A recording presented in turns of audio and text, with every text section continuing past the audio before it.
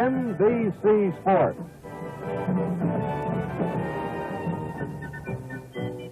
Brings you the second game of the 1968 World Series.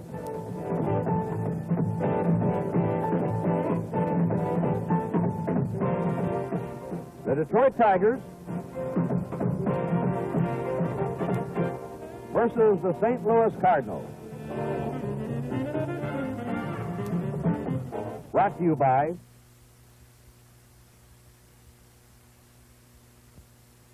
Chrysler Canada Limited and the Dodge, Plymouth, Roots, and Simca dealers who sell the quality engineered cars and trucks by Chrysler. By the more than 1,350 branches in Canada of the Imperial Bank of Commerce, and by Gillette, makers of new Right Guard antiperspirant in the silver can.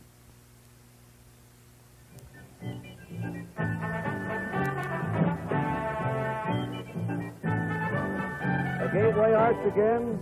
Bush Memorial Stadium, St. Louis, a capacity crowd for Game 2. A bright sun has just broken through. However, it's about 20 to 25 degrees cooler than yesterday. The temperature right now as we approach game time is 60 degrees in St. Louis, and some of the fans have light coats or top coats on in the stands. But it still should be a fine day for baseball. And, of course, as you all know, we have a right-hander, Nelson Briles, pitching for the Cardinals today, and a left-hander, Mickey Lolich, going for the Tigers. I'm Kurt Gowdy of NBC Sports. This is Harry Carey, the voice of the St. Louis Cardinals, and our wide-ranging shortstop, Tony Kubek, will be down in the stands and along the dugouts for you as we report this game. Well, the Tigers are glad Game 1 is over. And as they all said yesterday in tribute to Bob Gibson, no club, nobody could have beat Gibson yesterday, as good as he was. And also, the Tigers feel they'll be much more relaxed today.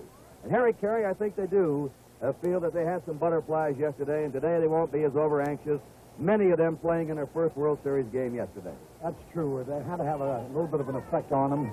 The Detroit Tigers proved their worth through the American League season, and it was their first game yesterday. I know Cardinal scouting reports, Kurt, referred to Mickey Lolich as the pitcher that so made with the kind of stuff that he has to give the Cardinals the most trouble.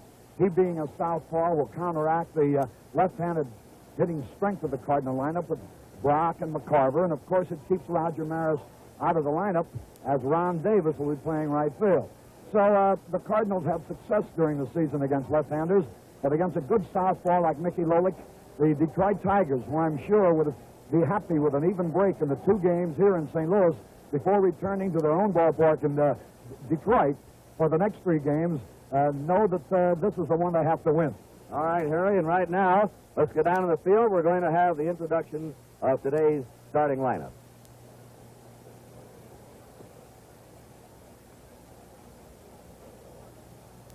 First of all, Harry, take the fans around the ballpark again.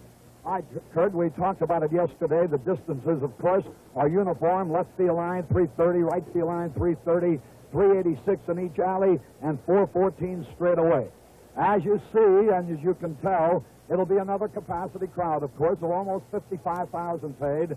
We had the biggest crowd ever to see a baseball game here yesterday. The band out in center field, the usual bunting and flags that make the World Series one of the most colorful events of all sports are all in evidence here. There's Nelson Briles, you see, getting ready, the right-hander, and across the way on your split screen, the left-hander Mickey Lolich of the Detroit Tigers. Mickey Lolich, winner, the number 2 winner on the Tiger staff this year, and for the second year in a row, he had a strong final 6 weeks of the season. He's an excellent strikeout pitcher, averaging over 8 strikeouts per game in 1968.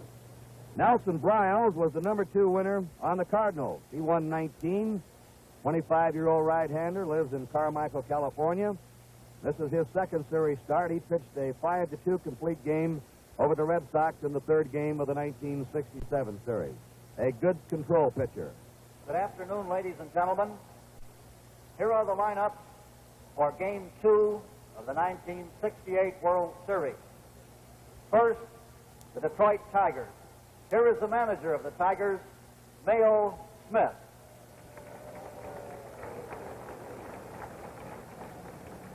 Batting first and playing second base, number 3, Dick McCullough.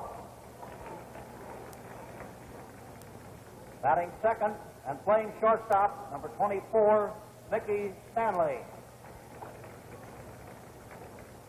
Batting third and playing right field, number 6, Al Kaline. Batting fourth and playing first base, number 25, Norm Cash. Batting fifth and playing left field, number 23, Willie Horton. Batting sixth and playing center field, number 5, Jim Northrup. Batting seventh and catching, number 11, Bill Freehand. Batting eighth and playing third base, number 8, Don Wirt. Batting ninth and pitching, Mickey Lolich, who is warming up in the bullpen. Here are the remaining players and coaches of the Detroit Tigers.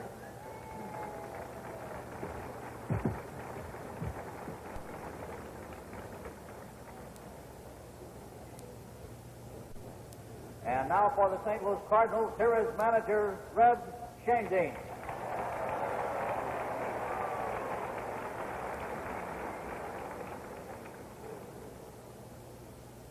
Batting first and playing left field, number 20, Lou Brock.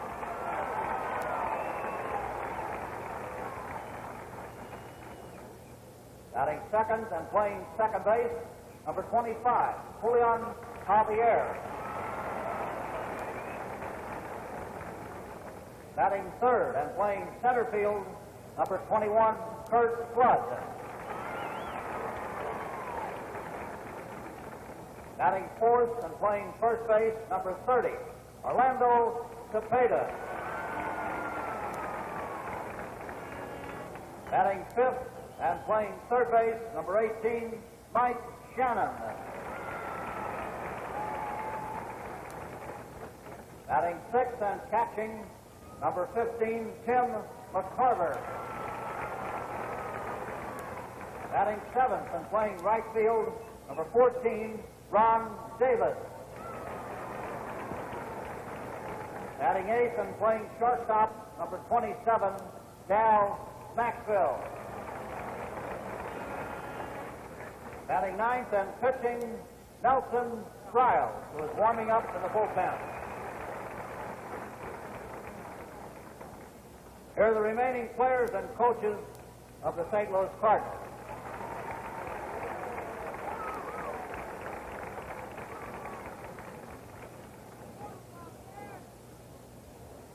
Ladies and gentlemen, please rise for the national anthem, which will be played by Dick Renna's band and will be sung by St. Louis entertainer Mr. Marty Bronson.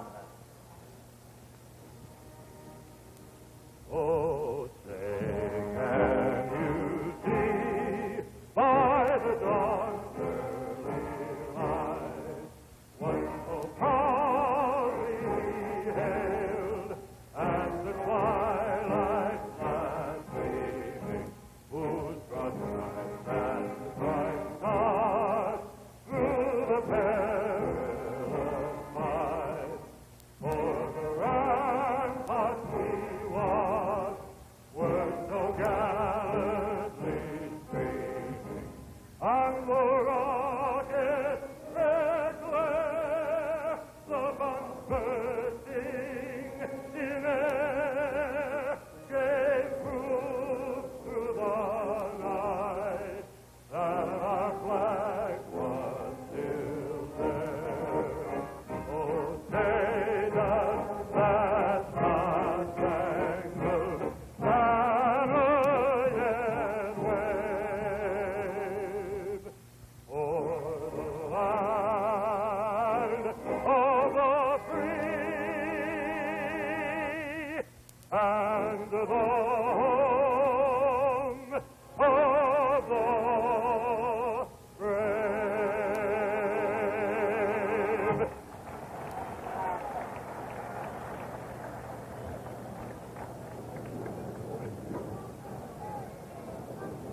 Both clubs back in their dugouts.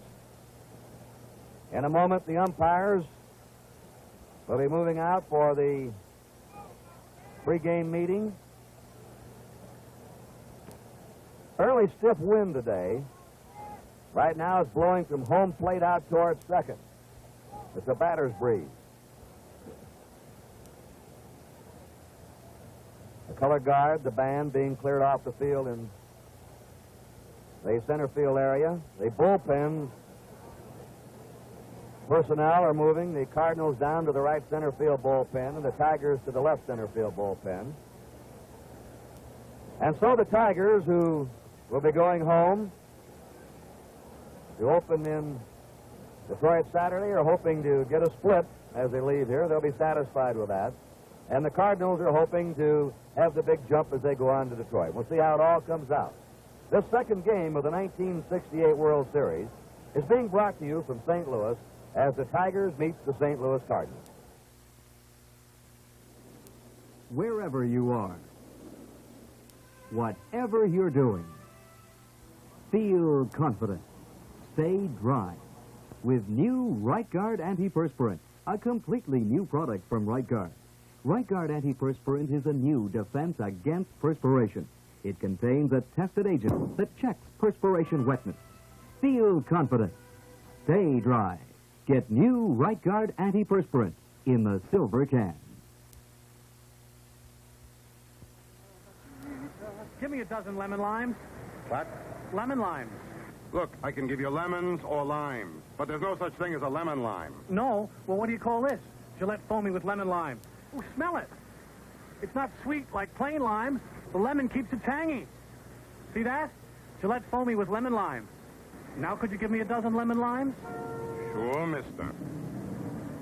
1, 2, 3, 4, 5. Players assigned to the second game of the series. Jim Honeychick of the American League will be behind the plate. Stan Landis of the National League at first base.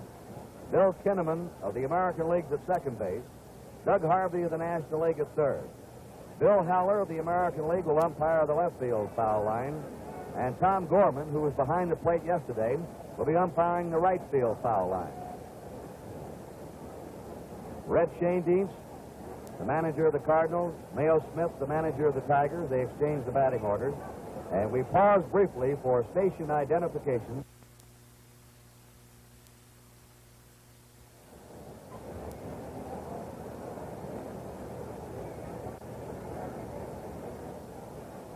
The honor of throwing out the first ball goes to a Hall of Famer and a former great St. Louis Cardinal player, Joe Medwick. Harry Carey? Yes, there he is, about to throw out the first ball. He's just voted into the Hall of Fame. He tosses the ball to Tim McCarver. There's Gussie Bush next to him there, along with the Commissioner of Baseball, William Eckert. Just one more for the cameraman, Kurt. What a great right-handed hitter he must have been. Joe Medwick. And I imagine the older Tiger fans will remember the World Series of 1934 when Medwick was one of the participants in quite a tumultuous scene.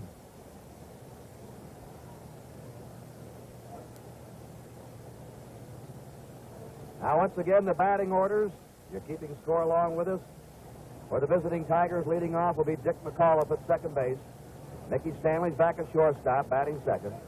Al Kalines in right field, hitting third. Norman Cash is at first base, batting cleanup. Willie Horton will be in left field, hitting fifth. And the Cardinals are taking the field. Jim Northrup's in center field, batting sixth. Bill Freehan is catching, hitting seventh. Don Word at third base, batting eighth. And Mickey Lolich will be the pitcher. Same Tiger lineup as yesterday, same batting order, except the pitcher. But the Cardinals have changed a bit. They have a new player in there, and also they've juggled their order with a left-handed pitcher going against them. Leading off will be Lou Brock in left field. Javier now is hitting second today. He's playing second base. Kurt Flood drops down to third in center field. Orlando Cepeda is the cleanup man. Mike Shannon, the third base, batting fifth. Tim McCarver hitting sixth and catching. Ron Davis is in right field. Davis in right field today, batting seventh. Del Maxville is the shortstop, batting eighth. And Nelson Briles will be pitching. McAuliffe and Stanley are swinging bats off to the left of home plate. They'll be ready to start it off for the Tigers, and in here to start Game 2 of the World Series is the outstanding voice of the St. Louis Cardinals, Mr. Harry Carey. Thank you very much, Kurt. Hello again, everybody. All set to go. A beautiful afternoon for baseball, much cooler than it was yesterday. Nelson Briles, who went to Santa Clara University, you get a good look at his style. Primarily a fastball pitcher, a sinker ball fastball. Became a starting pitcher only through the accident to Bob Gibson last July. That was on July 21st. He became the starter after Gibson had suffered a broken leg on July the 15th.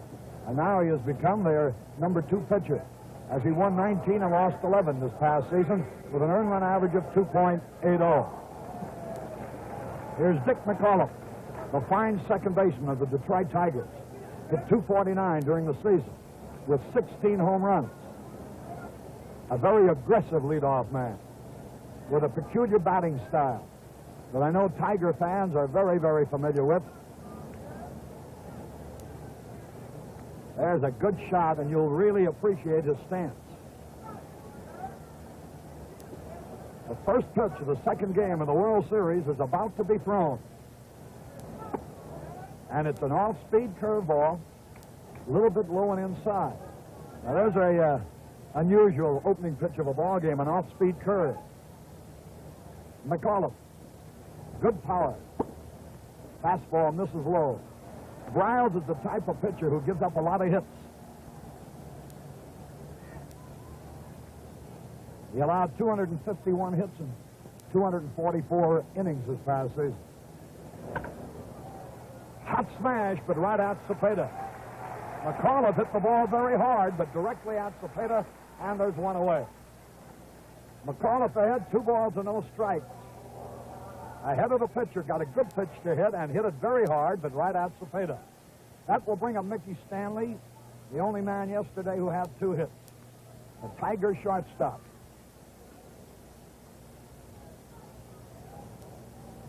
The only Tiger with 2 hits, Mike Shannon, the Cardinals had 2 for the Redbirds. Stanley.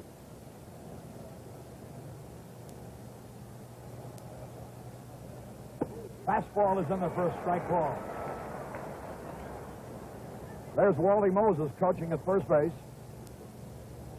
And Tony Cuccinello at third for the Tigers. 1 strike, no ball. Fastball low outside. Third. You put their years of experience in baseball together, you'd have something, wouldn't you? Yes, and Moses is a great outfielder, and Cuccinello a fine infielder. Moses a tremendous teacher of hitting.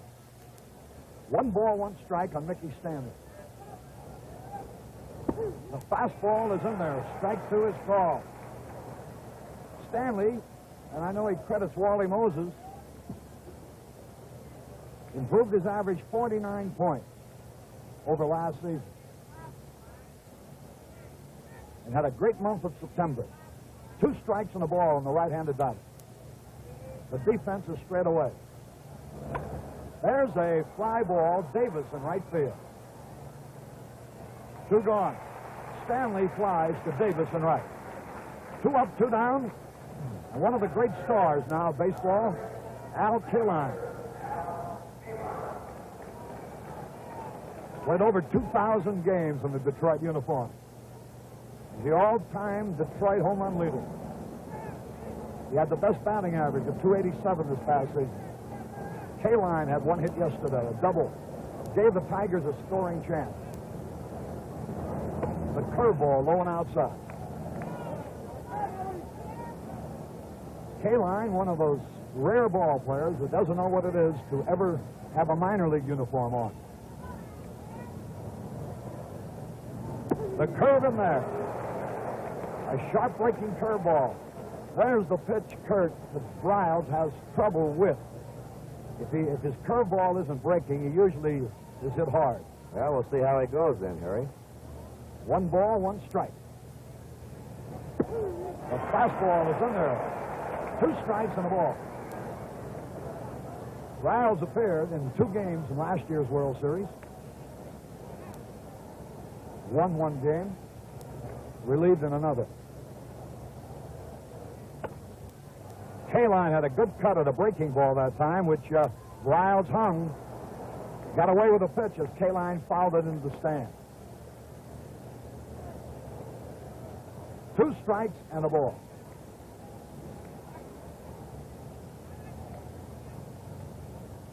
Riles, born in Doris, California, now lives in Carmichael, California. 4th season with the Cardinals. Ground ball to short. Maxville throws him out. So it's 1-2-3, nothing across. We're going to the bottom half of the first inning with no score.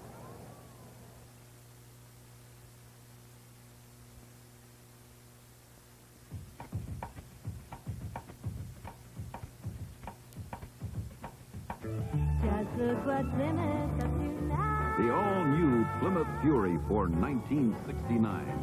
So big, so beautiful, so fresh in design, it's hard to believe this is a popular priced car. Fury has more comfort, more roominess, more luxury, and behind the wheel, more excitement.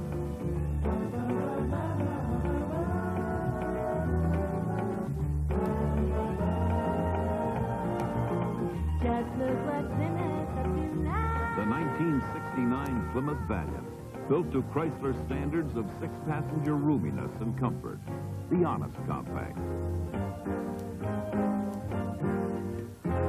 Fury, Valiant, Barracuda, and Belvedere at your Plymouth dealers.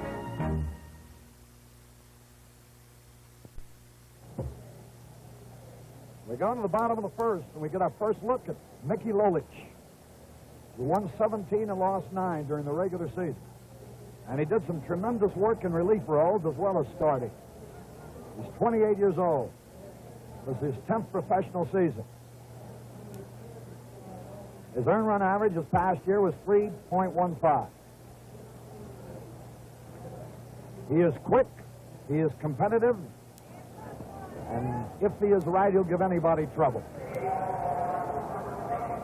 Just to give you an idea about Lolich's consistency, in 5 American League seasons, he's won 18, 15, 14, 14, 17. Lou Brock, a popular favorite, of course, in St. Louis, had the only home run of the World Series yesterday. Leads off. Southpaw Mickey Lolich. His first pitch. Swung and he missed. It's like a curveball. Brock had 1 out of 4 yesterday. In his 3rd World Series.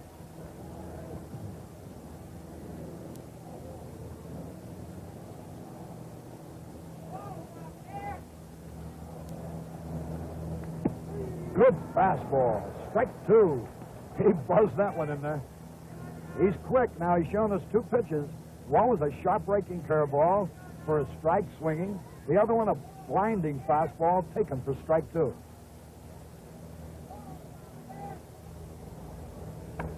Swung late. Almost had the ball by him. Fouled it outside 3rd. Kurt? Harry, he's even faster than he looks in the stands in the press box. He's one of those sneaky, quick pitchers that ball's right in on you before you know it. And he can change during a game. He'll change from a fastball pitcher to a breaking ball pitcher, maybe back again. He changes all during the game. A good-looking young man. Fires. Struck him out! And boy, that's as good a curveball as you'll ever see. Caught the outside corner. Brock called out on strike.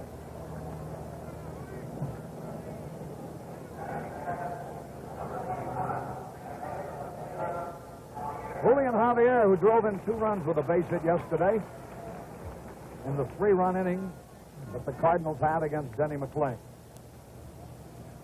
In World Series play, Javier has been particularly outstanding with an average of .351.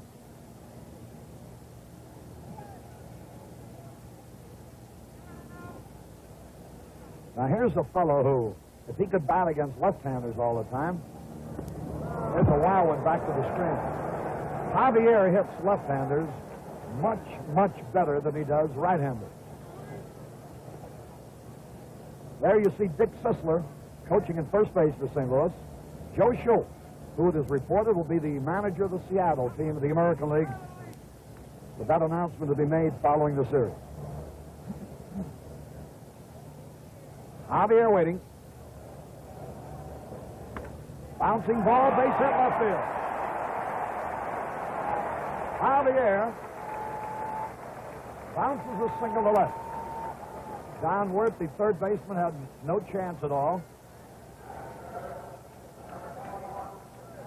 Here's Curt Flood. Flood 1 out of 4 yesterday. The premier defensive center fielder in the National League. He's in his third World Series, too. He's the only 300 hitter in the lineup for either team.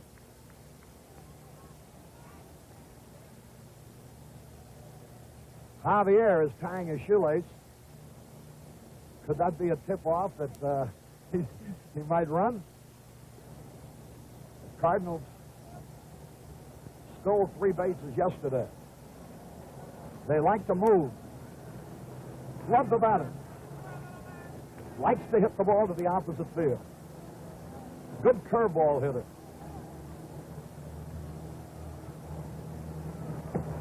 Fastball a little bit inside. Lolich has a whip to his fastball that there is no mistaking. Nothing bothers this fella. He's quite a young man. Javier leads.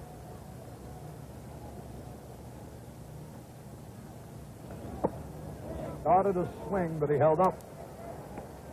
Jim Honachek of the American League behind the plate. Flood looking at his coach, Joe Schultz. 2 balls, no strikes. The Cardinals frequently hit and run in this situation.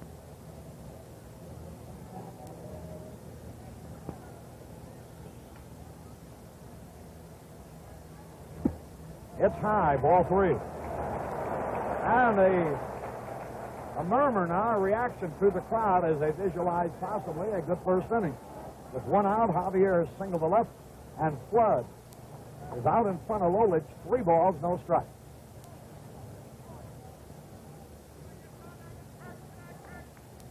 When Flood started in the major leagues, he couldn't throw a ball to right field. Then he mastered the inside-out stroke. Ball is high. And the Cardinals threaten the very first inning. Runners at first and second and 1 out. Lolich during the season walked 65 in 220 innings, had 197 strikeouts, averaging 2.7 walks per game. Orlando Cepeda, in his third World Series, second as a member of the Cardinals.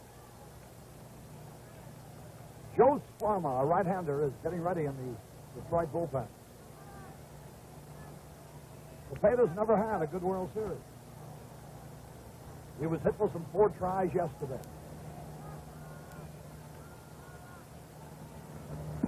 High fastball. His composite average in World Series play is 115. Great power to all fields.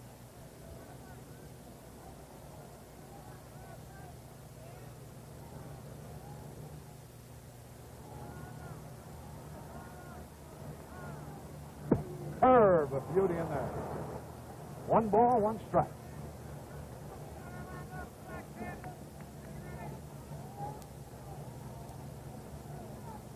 Cepeda had an off season, hitting .248. Had just 16 homers. But that led the Cardinal team. High fly ball. In the right field corner, Kaline on the dead run. Fine play by Kaline. He held that ball, made a one-handed stab, and then braced himself with his bare hand as he hit the wall. Harry, he's one of the best at going into that right field corner. Time after time, I've seen him crash in the stands. Here's a slow motion. Watch him now. He was playing Cepeda over in right center, coming at full speed. You see him take that quick look to see where he was to the stands. Makes the one-handed stab right there in the normal season bullpen. and then breaks himself with both hands. But going in that corner on slice drives, there's been few better in the American League than Al Kaline defensively. So a fine defensive play. They're 2 away.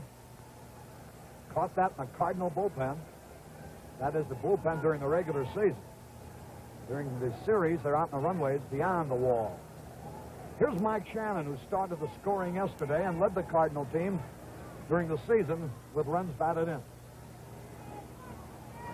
Lolich, he batted in 79, hit 15 homers during the regular season. The curve in there.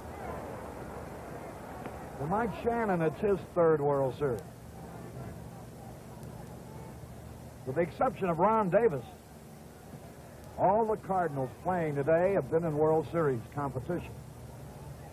Ron Davis was acquired from Houston during the season.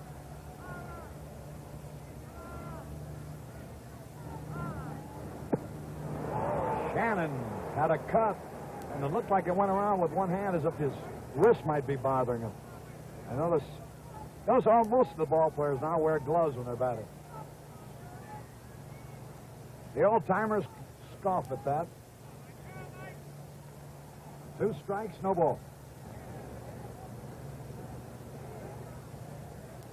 In each of the 2 previous World Series that Shannon was in, he hit a home run. Line drive, Kaline on the run is there. One hand's the ball. And that takes care of the Cardinals with no runs. 1 hit, no errors, 2 men left on base. So at the end of the first inning, Detroit nothing, St. Louis nothing. Want to buy a horse? Get a Commerce Boots and Saddle loan. Paul got a Boots and Saddle loan from the Canadian Imperial Bank of Commerce and bought 50 horses.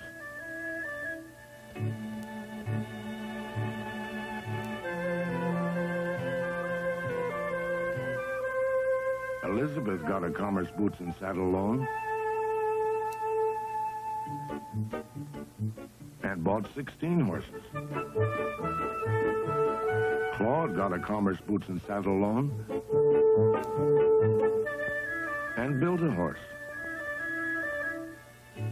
You already have some horsepower? Get something for it to pull. Whatever you want, get it with a bank plan loan from the Canadian Imperial Bank of Commerce. You'll find it easy to arrange. Just talk to the people at the Commerce. Let's pitch one quickly now to Tony Kubek. Our host here, Harry, for the World Series in St. Louis, Mr. August Busch Jr. Mr. Busch, you must be happy about yesterday. I couldn't be happier. To me, yesterday's game was one of the greatest I've ever witnessed in my life. Sir, you've been a gracious host. Thank you so much. Now let's go back upstairs.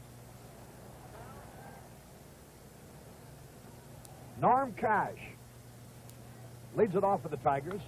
Swings and pops up. Foul territory, Mike Shannon. He's got it. Cash fouls to Shannon. This game is authorized under television rights granted by Major League Baseball solely for the entertainment of our audience, and any publication, reproduction, or other use of the pictures, descriptions, and accounts of this game without the express written consent of Major League Baseball is prohibited. Here's Willie Horton, a big man in that Tiger lineup. He hit 36 homers during the regular season, drove in 85 runs, batted .285. This, like for all the Tigers with the exception of Norm Cash, is his first World Series. There she goes, way back. It might be out of here. It's home run. Holy cow, did he give that ball a ride? That didn't go off the bat. It absolutely exploded. And is he a happy young man? Greetings and felicitations from the Detroit Tigers. And just like that, the Tiger power has shown itself. This is their ball game, the long ball. When they get the home runs, that's when they've been a club to beat in the American League. Now Jim Northrup takes a curveball in there for a strike call. Northrup was hitless yesterday. Riles allowed 18 homers during the regular season, led the Cardinal staff. Northrup is out of the way. Last year against Reggie Smith, first game that Riles pitched in, he scored a 5-2 victory, but Reggie Smith hit a homer off him that day. Jim Northrup takes it high. Jim had his best American League season, even though his average dropped a few points. He hit 263. His home runs increased to 21, and he drove in 90 runs. Third in the league in that department. Fine, powerful left-hand hitter. High pop fly on the infield. Maxwell is the shortstop waiting. 2 away, here's Bill Freehand. Willie Horton, a tremendous home run high into the left center field bleachers. Where would that ball have gone in Detroit Stadium, Kurt? I've been in the upper deck, left center, and Horton's hit him well back up there in that upper deck in left field. Bill Freehand, right-handed batters. There's a curveball that misses outside. Wouldn't have missed too far from being up in the roof. He really poked it.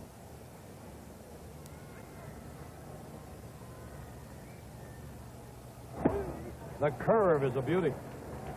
So far, these early pitches, Riles' curveball seems to be breaking better, is more effective than his fastball.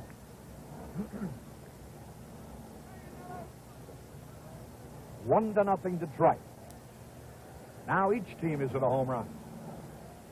Each left fielder. Horton for the Tigers, Brock yesterday for the Cardinals. 2 balls in the strike. Riles, as you can tell, is stockily built. Played football as well as baseball. Just 25 years old. 5'11", 205 pounds. He didn't mean to swing that time, but the ball hit his back. Foul.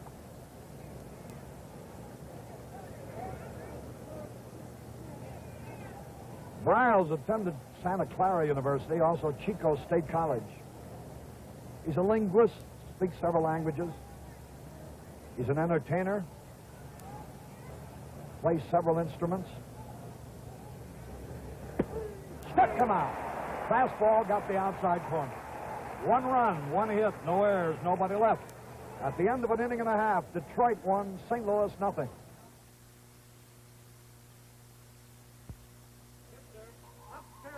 Up Periscope. Bearing 150. Ship ahoy. You've got Dodge Fever. Man, that's Monaco. Design 69. Take a long, slow look. Luxury line of comfort on a 122-inch wheelbase to give you a big car ride at a popular price. Under the hood, there's engine room for up to 440 cubic inches. New Superlight makes night driving super safe. Concealed windshield wipers keep the lines clean as a clipper ship. Inside, you're in command, in first-class comfort. Dodge is turning up the fever now. Get your cheer for a new Dodge Fever now. Dodge Fever at your Dodge dealer. The second game of the 1968 World Series is being brought to you live and in color from Bush Memorial Stadium in St. Louis, exclusively on NBC, where America watches more sports than on any other network.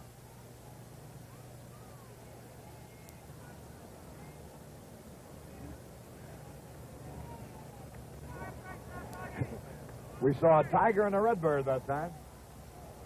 And we're seeing him here now, too, with Mickey Lolich, the tiger, facing Tim McCarver, the redbird. He's got a chance to beat it out. Out on a good play. Bill Freehand made a fine play. Scooped that ball up and rifled down to Cash, and McCarver was out on a bang-bang play. Harry, yesterday, Freehand seemed to be a little anxious, trying to hurry too much. He had marvelous poise on that bunt. He went out. Lolich got out of his way. Grant took his time and really had something on that throw. A fine defensive play by a catcher. Here's Ron Davis, who had the thrill of a lifetime. He was traded by Houston to the Cardinals, and he never could quite get over it all year long. Because here he is now in the World Series. Get a full cut of it. And playing now, right-handed batter. Strike over the outside corner. He's born in Roanoke Rapids, North Carolina. Lives now in Portsmouth, Virginia. Ron Davis.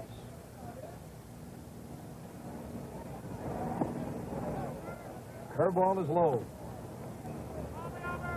Davis hit .203, had only one homer, 17 runs batted in. The Cardinals had good success against left-handers, winning 35, losing 12. Bouncing foul. 2 strikes on the ball. 1 away. McCarver, I don't believe he attempted a bunt more than once or twice all season long. So it was a little bit surprising to see him try one. Got it out in front of the plate a little bit too much. And Freehan, pouncing on it like a cat, made a good play. And I say cat, I don't mean any play on words either. Strike, a fastball. He wanted a swing, but just couldn't pull the trigger. The ball was by him. Mickey Lolich has scored his second strikeout. Dal Maxfield, the shortstop, hit .252 last year, rather this past season. The best season he's had in the majors. Nothing out of 2 yesterday. Fastball high. He led the team in bases on balls this past season, 52, and it was apropos, therefore, that he started an inning that produced runs with a walk yesterday. Foul back, trying to hit the right field. It was Maxfield who walked to start the 3rd inning against McLean yesterday. He didn't score in that inning. But in the 4th, the Cardinals with 2 walks and 2 hits scored 3 runs. 1-1 pitch. Fastball a little high.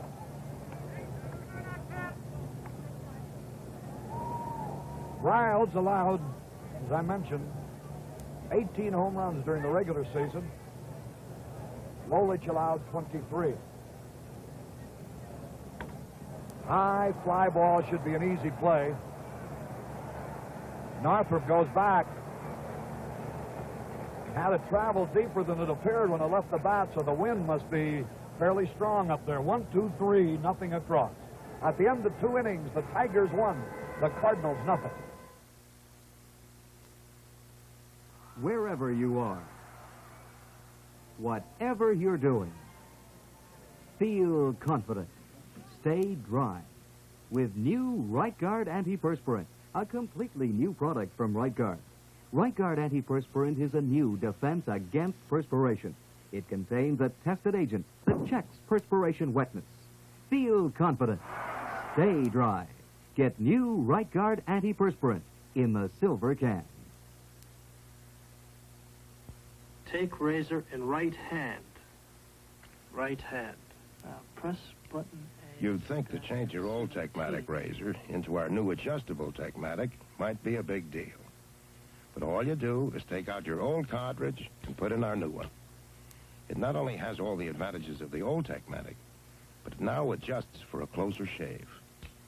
You also get one other little satisfaction. You did it all yourself. And now our man around the ballpark, Tony Kubek. Thank you, Harry. Down here with Senator Eugene McCarthy. But more important than that, an ex-ball player. Senator, how are you viewing this series? It's been a good series up to now. I think it'll be a good series all the way. Are you enjoying it? I am. It's kind of a pleasant change from politics. Not too different, but different enough to make for a change. Who are you picking? I don't want to pick anybody yet. Thank you so much, Senator. Now let's go back upstairs. All right, Tony, the first batter downward on the first pitch lifts a high pop fly that Javier drifts out into short right center for. Here's Mickey Lolich. The bat right-handed. He has tried switch hitting. His lifetime batting average is 113. He hit 114 this past season. So he improved his hitting. Like most pitchers, Lolich concentrates on winning ball games. Through his work on the mound, that's what he gets paid for. Started a swing. The count is even at 1-1. Harry, we've got a fellow we're going to be watching in Detroit Saturday. When he comes to bat, though, it's a different matter. Earl Wilson. He's a real bomber up at that plate. Yeah, he's a home run hitter, too. Lolich had a pretty good cut that time, but missed it. There you get a look into the bullpen. The St. Louis Cardinals bullpen. There's a souvenir for somebody up here. Another capacity crowd on a much cooler day. Mickey Lolich. 2 strikes and a ball. A little bit inside. Count is even at 2-2. Lolich had 3 hits and 70 times at bat. 8 hits, rather, than 70 times at bat. Drove in 3 runs this past season. There's a long fly ball. Way back. It might be out of here. Home run! Holy cow! How about that one? Mickey Lolich, with one of the lowest lifetime batting averages in Major League history, has just hit one out of the ballpark. You know, when he got to first base, it looked like he couldn't believe it was going to come back to the plate. Watch this in this dugout now. Look at the grin. That's what makes baseball the fascinating, unpredictable game it is. You never know from what source. There's Denny McLain. He can't believe it. Lolich is probably saying nothing to it. They didn't dare give him the silent treatment as they do sometimes to rib a guy. Dick McAuliffe. Now, if he hit one out, it wouldn't surprise anybody. Detroit out in front on home runs, 2-0. Bouncing ball, Javier. Throwing in time.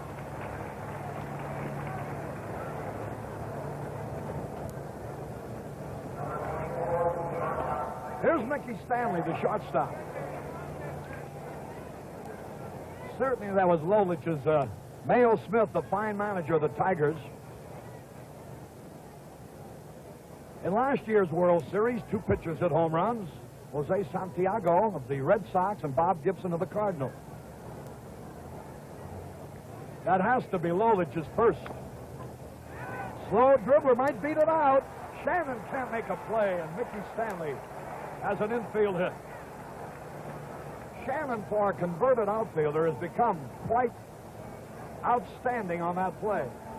But in this case, playing Stanley back with 2 outs, a swinging bunt, as it were, swinging from the heels and dribbling it slowly. There was no play at all, and wisely he held the ball rather than risk a wild throw. Al Kaline bounced out his first time at bat.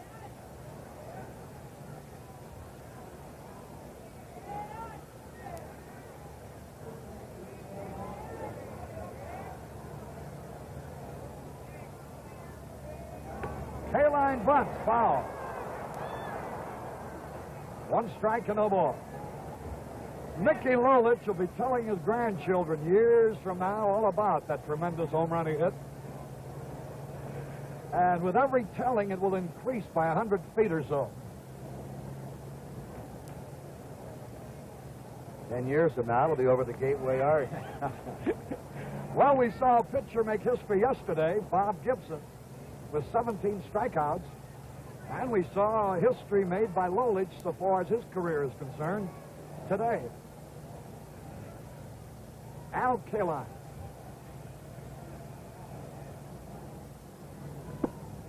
Fastball low.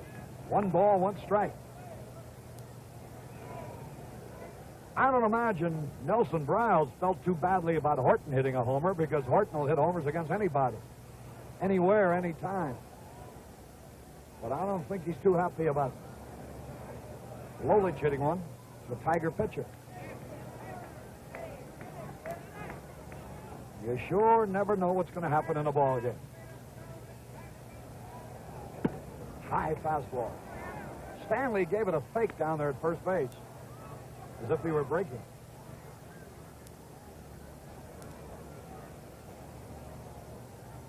Two balls and a strike. Two out. Tigers out in front, 2-0.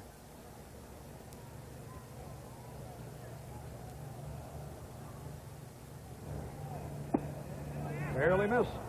And McCarver wants to talk to Bryle.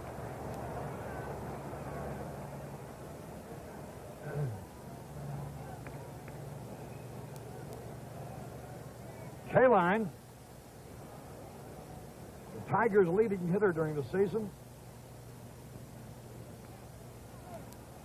batting .287.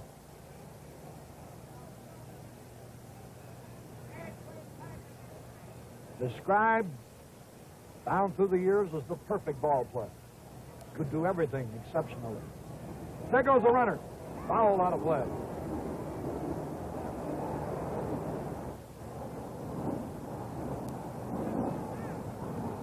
The Tigers put on the hit and run, Harry. It'll be Stanley and Kaline, their chief men. They both hit well behind the runner to right field. Al Kaline waiting. Stanley has good speed. A full count here. He'll be going now with 2 outs. There he goes. Swung and a high pop foul. McCarver may have a play. He does. That retires the side. So it is 1 run, 2 hits, no errors, 1 left. We go into the bottom of the third. Detroit 2, St. Louis nothing.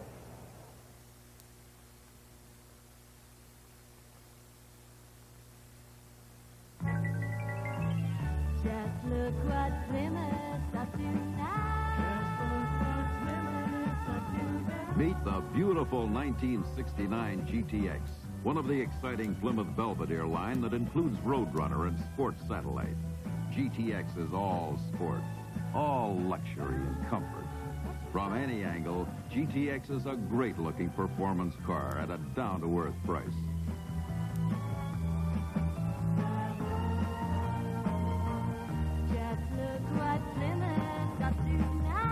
The sporty Plymouth Barracuda has a look and a personality all its own. A personality you can mold to match your own with a list of options as long as your arm. Fury, Valiant, Barracuda, and Belvedere at your Plymouth dealers. NBC truly is the World Series network. Not only will we continue to bring you this annual baseball classic, but on January the 12th, 1969, we'll bring you the World Series of Professional Football, the Super Bowl.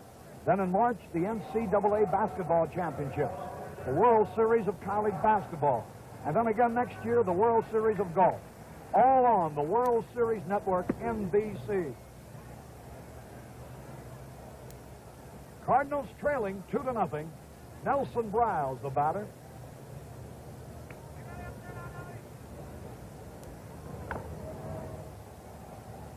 Count strike 2 now. His lifetime batting average is 127 with no home runs. But don't let that throw you. He might hit one out, too. The odds are only about 18 million to 1 on it, but fastball outside. Yesterday, the attendance was 54,692, and so is it today. That, of course, is all they can get in here.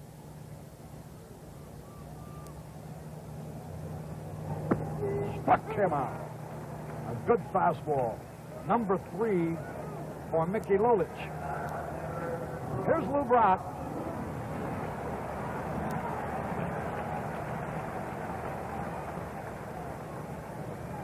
Baseball men, in describing the Cardinals, tell you that if you can keep Brock off base, you can beat him. But that's easier said than done. Swung and he missed.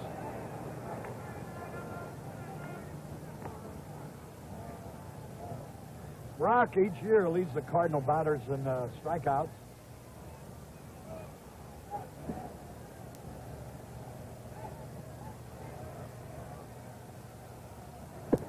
Right. And Lolich with a fine fastball is master so far. He's fanned 3, he's walked 1, he's allowed 1 hit, a single by Javier. Don Word is playing shallow against the bunt. And he was going to try with 2 strikes. And boy, they had anticipated it. And he struck out as he tried to bunt. Strikeout number 4.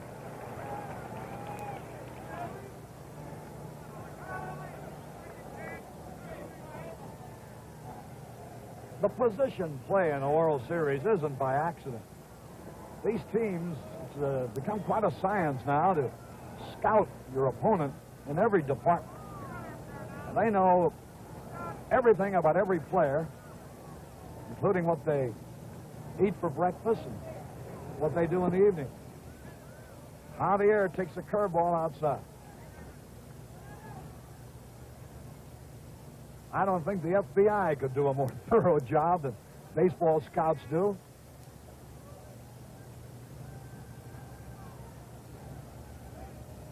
Two men are out, nobody on.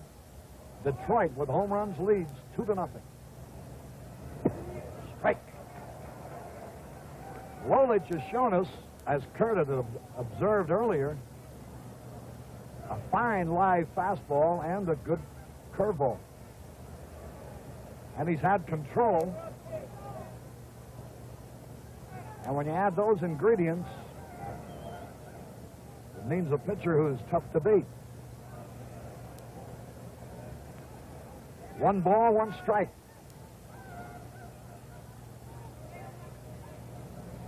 Good look at Javier. Sliced foul. That particular strike will indicate to you how quick Lolich is. The ball was to the inside part of the plate. Javier usually pulls, especially against a left-hander, and yet he couldn't get the bat around fast enough and hit it late towards right field foul. 2 strikes and a ball.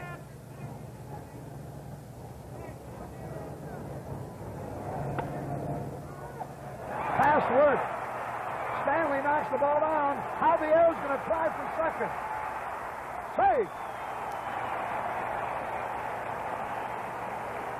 That was a ground ball to Wirt's left. It skipped under his glove. Stanley dived, and as he hit the ground, it seemed to jar the ball loose, and it rolled away from him.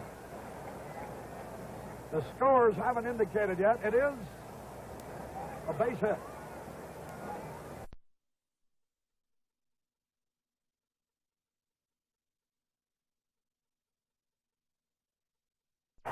That was a ground ball to Wirt's left. It skipped under his glove. Stanley dived, and as he hit the ground, it seemed to jar the ball loose, and it rolled away from him. The scores haven't indicated yet. It is a base hit.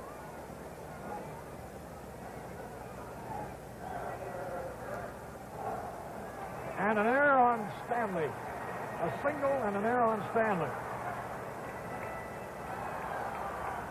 For kicking the ball away after he made a fine stop behind Wirt. So Flood will be the batter with a man in scoring position. 2 out. Flood walked his first time at bat. Good curveball.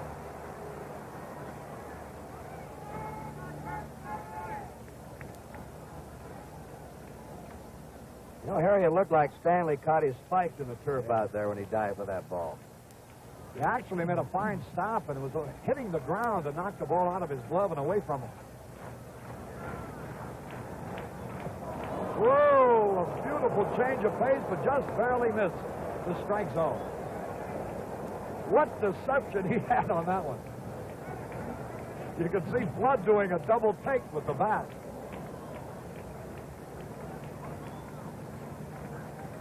I think he was pleased with it, even with the ball.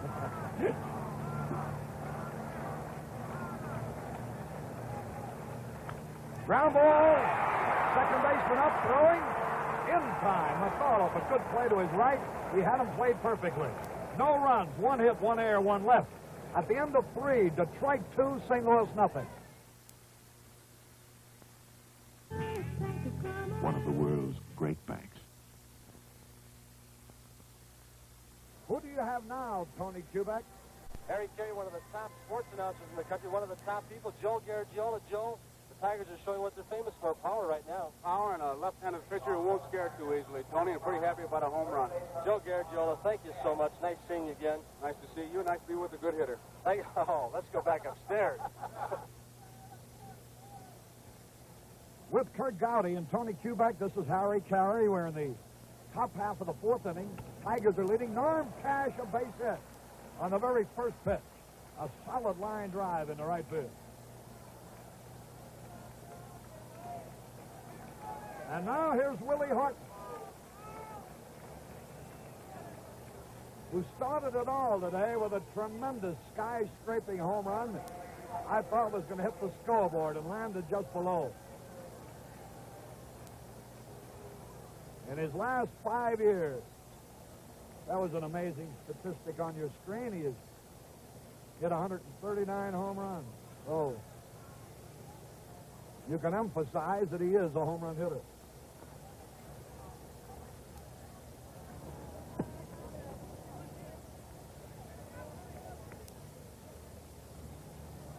One ball, no strikes. Top of the 4th, 2-0 Detroit.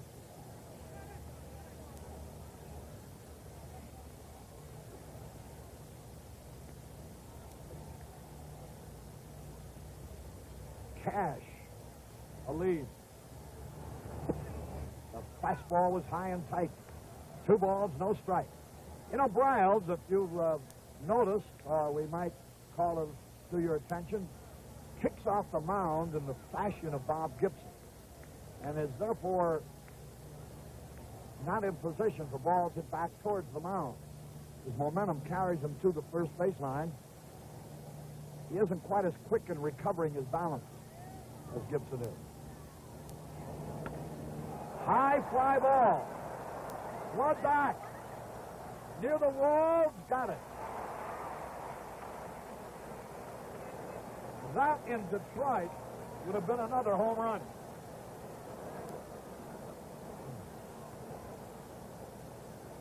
One away.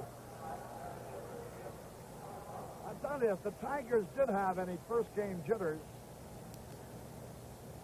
they're certainly not in evidence in the second game. They look much more relaxed today. Easier, not as anxious up at the plate. Of course, Gibson would make anyone look anxious, but you can see the difference in them. They look much more relaxed, Harry. Here's Jim Northrup. Popped up his first time, looking for his first World Series hit. Sky-scraping fly ball that Flood will have no trouble with. Northrup hit it very high, but not too far, and it's 2 away. Bill Freehan, the great Tiger catcher, looking for his first hit.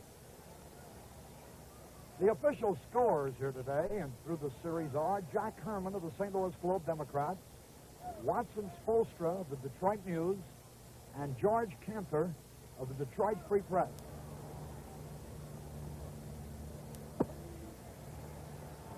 Freehan takes the curve. Strike. Runner at first, 2 away. 2-0 Detroit. Home runs by Willie Horton and Mickey Lolich.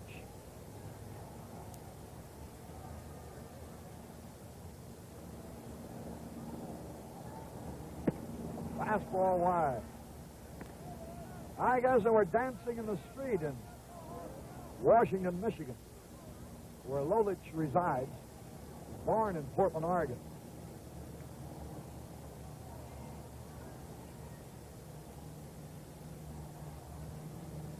One pitch. Hot fly, short right. Davis coming over to the line, still running, and makes a fine running catch of a fair ball. No runs, 1 hit. No errors, 1 left. We go into the bottom of the 4th. Detroit 2, St. Louis nothing.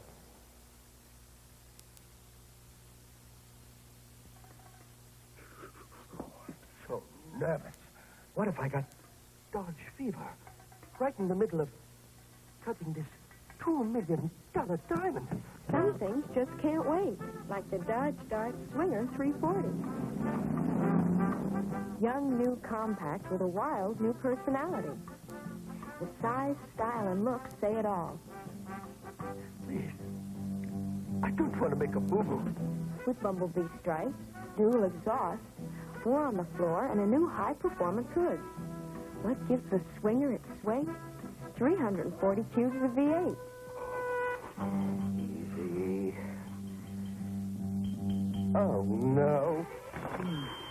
Oh, boy, am I going to get yelled at. Dodge Dart Swinger 340 for $1969. Dodge Fever. More distracting than ever. Dodge is turning up the fever now. After the series, Joe DiMaggio, one of the greatest outfielders in baseball history and now an executive of the Oakland Athletics, will make a 17-day tour of military hospitals in the Pacific, along with 3 active players. A trip arranged by Baseball Commissioner Eckert in cooperation with the Department of Defense and the USO. Outfielder Rick Monday of Oakland and relief pitchers Ronnie Klein of Pittsburgh and Ron Taylor of the Mets will accompany the former Yankee Clipper, the one and only great Joe DiMaggio. Cepeda leading off. Cardinals trail 2-0. Fastball low. Cepeda fouled out his first time as Al Kaline made a good play.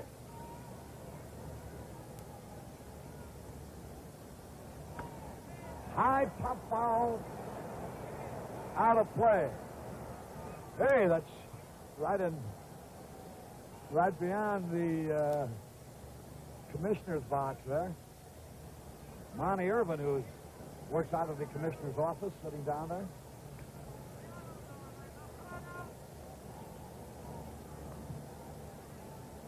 One ball, one strike. Cepeda.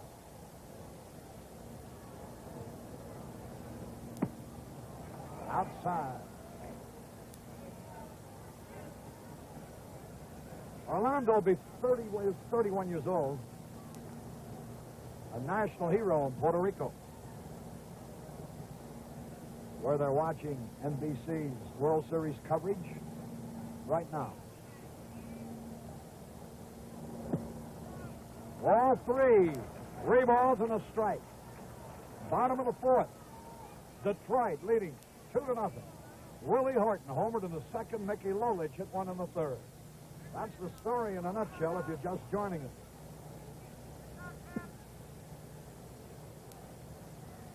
Lolich, a very composed young man. Smash to the shortstop. Stanley throws to first for the out. That ball was hit very sharply. A low line drive, 1 hop. Here's Shannon. He flied out to right center to end the 1st inning. But the only time the Cardinals really had a chance, a single by Javier and a walk to Flood after Brockett been called out on strikes, put 2 base runners on, but Cepeda and Shannon were retired. Fouls off the fastball. Lolich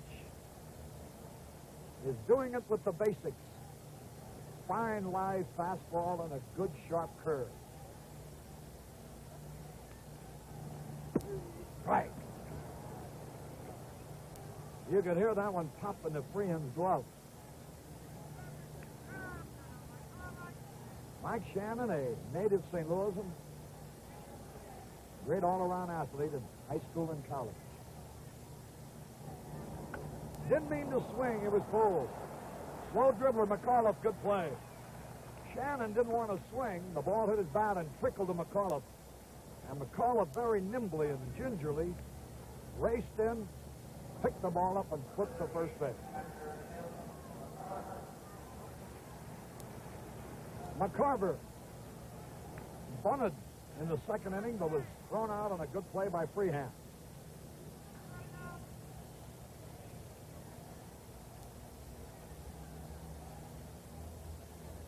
As you see, long sideburns are the vogue.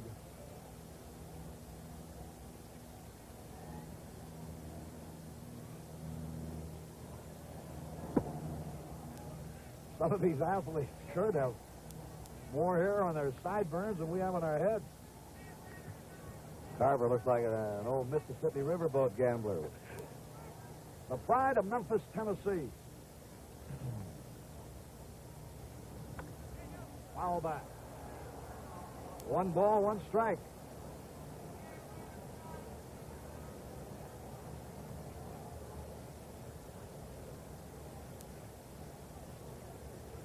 Two to nothing, Detroit.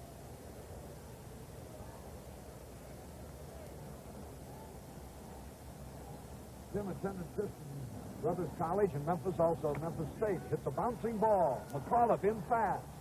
Throws him out. And it's 1-2-3, nothing across. At the end of 4, it's still Detroit 2, St. Louis nothing. We're about to take you on a voyage to a fantastic razor blade. You've heard about the Gillette spoiler, haven't you? Well, if you'll come up to the edge with me, I'll show you why it spoils you.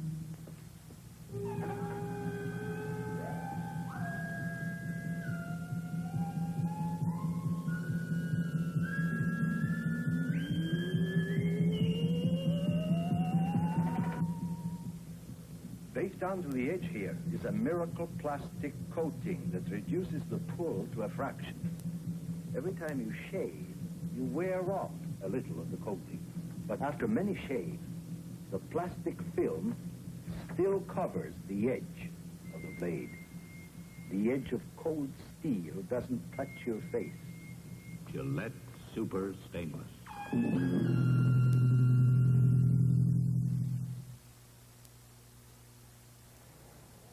Tony Kubek.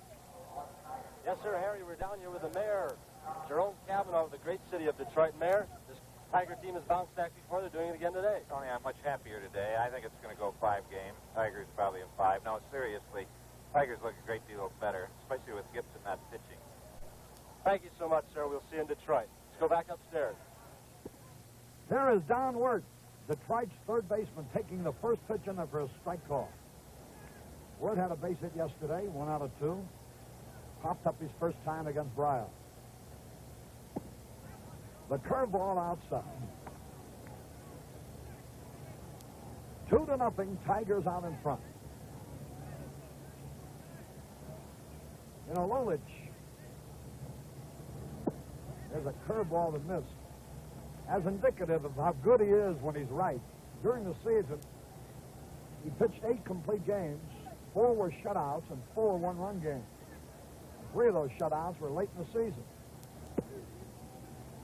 And he is notoriously a great pitcher in the final stages of a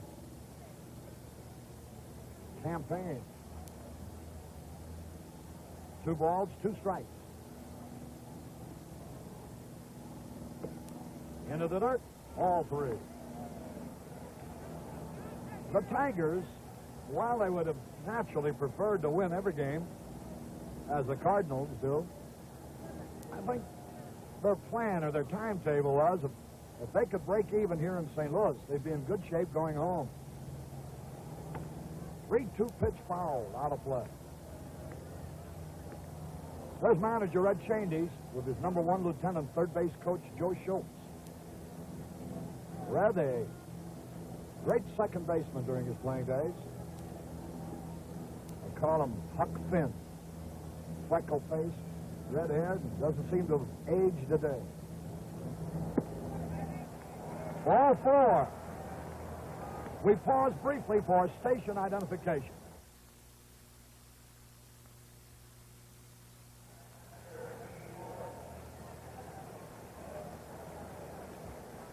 With Kurt Gowdy and Tony Kubek, this is Harry Carey at Bush Memorial Stadium, where the Tigers lead 2-0. We're in the top of the 5th.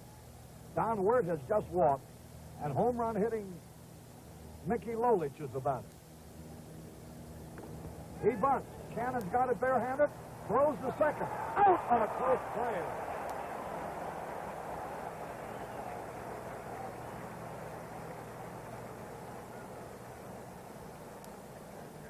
looking for the bunt on this one. Now watch it in slow mo. Look where Shannon is, about 10 feet off the plate when he fielded that bunt. A good throw. They knocked down that front man at second and put the pitcher on the bases and a slower runner than Wirth. You know, Shannon has a powerful throwing arm, and that made the difference there.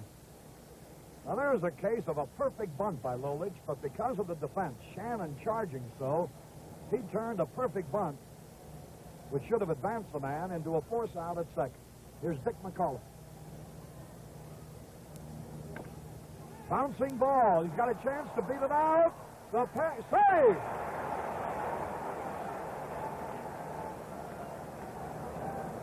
Riles couldn't quite recover after missing that ball as he went off the mound, and by the time he straightened up and perhaps was thinking a split second about missing a bounding ball, over to first base just a shade too late.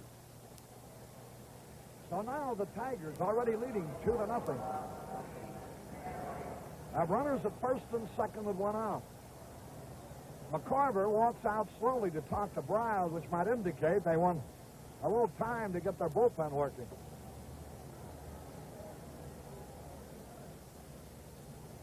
Mickey Stanley, who had 2 hits yesterday and 1 today, will be the batter. Runners at first and second.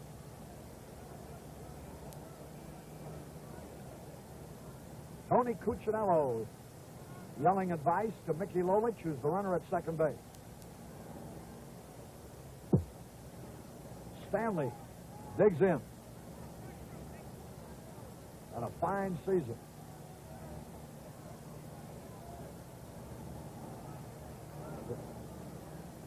Riles, fastball in there.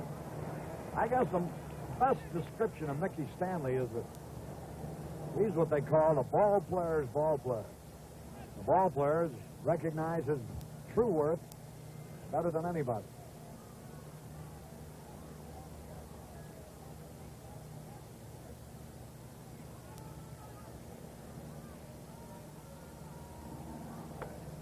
Fouled it out of play trying to go to the opposite field.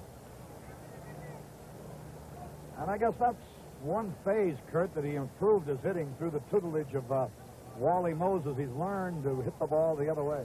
Well, he took extra hours of batting practice. What he's also done, Harry, is he's willing to keep changing. He'll move around in that box, and as you say, he'll go with a pitch, but he's kept working at it. He never gave up on himself as a hitter. He's in the hole, 2 strikes and nothing.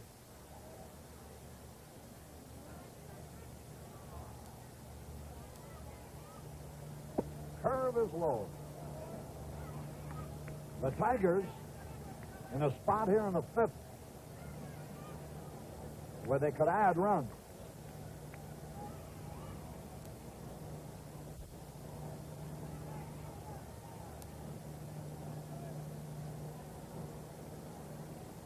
The defense is straight away, maybe a shade towards right against Stanley. That evens it at 2-2. Al Kaline will be next. Mickey Stanley from Grand Rapids, Michigan. Tigers have a lot of local boys, state of Michigan boys on the roster.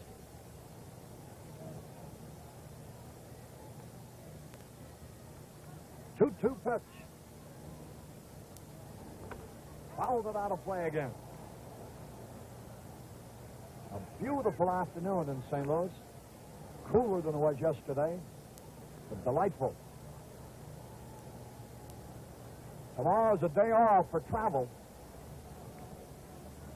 World Series resumes in Detroit. Earl Wilson scheduled for the Tigers in the 3rd game against Ray Washburn of St. Louis, who earlier pitched a no-hitter.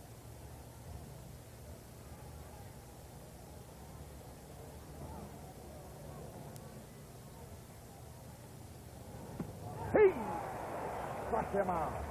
Got him on a high fastball. The second strikeout for Briles. He got that one where he really needed it. Whether they're young or old or middle-aged, all enjoy the national pastime and the World Series classic above all. Here's Kaline. Al Kaline bounced to short in the first, fouled out the catcher in the third. Had a double yesterday. Ground ball to Shannon. Throws to second, force play. No runs, 1 hit, no errors, 2 left. At the end of 4.5 innings, the score, Detroit 2, St. Louis nothing. Announcing your next car, the great new Chrysler. It can have a curved cockpit of glass and steel. Your next car, your next car is here. Your next car can give you sweeping visibility, more comfort, complete performance, and a joyous heart. Chrysler, your next car is Chrysler. Your next car is here, the great new Chrysler for 1969. Your next car is here today. Chrysler.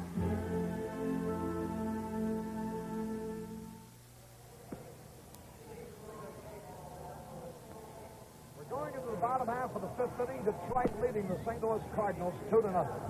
And now moving in to give you all the play-by-play of the last part of the ball game. One of the great sports announcers of the nation, NBC's voice of sports, Kurt Gowdy. Thank you, Harry Carey. We want to remind you sports fans that golf action picks up on NBC early next month with the Hawaiian Open. Then in February, Mr. Bob Hope and his Desert Classic. The best in golf, where you find the best in all sports on NBC. The bottom third of the Cardinal order in the last of the 5th inning. Ron Davis took a called third strike his first time.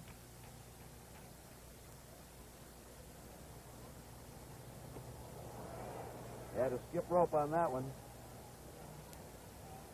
Lolich has had that sinker ball going. All 3 outs of the 4th inning were ground balls by the Cardinals to the infield. The key so far for Lolich came on Kaline's running grab of Cepeda's foul ball in the 1st inning in the right field corner. Ball 2. At that time, the Cardinals had runners on 1st and 2nd, 1 out. And Kaline made the best defensive play of the game. That was out number 2, and then Lolich got Shannon on a fly to right center. The 2-0 pitch to Davis. Lolich is behind him, 3-0.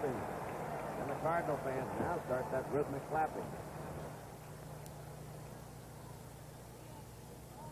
That's the Tiger bullpen in left center.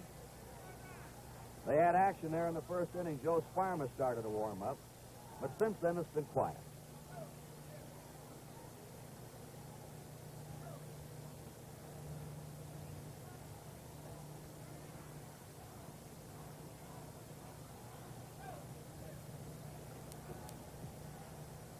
Three nothing pitch to Ron Davis. Right in there to him, 3-1 now. Al Maxville's on deck. Then the pitch of Briles.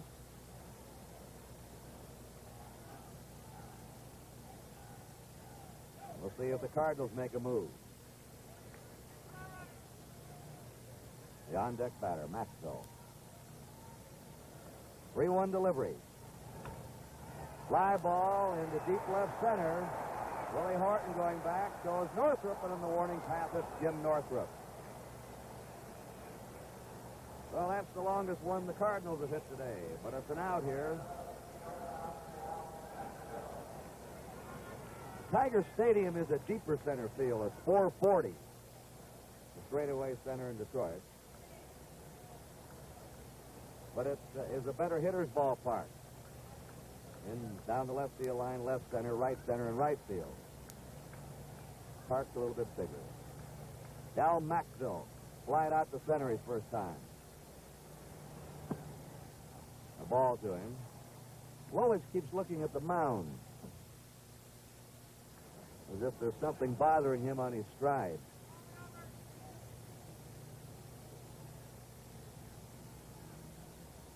He's a free spirit, this fella. 2-0. Now he looks at that mound again. And he starts to do some janitor work out there.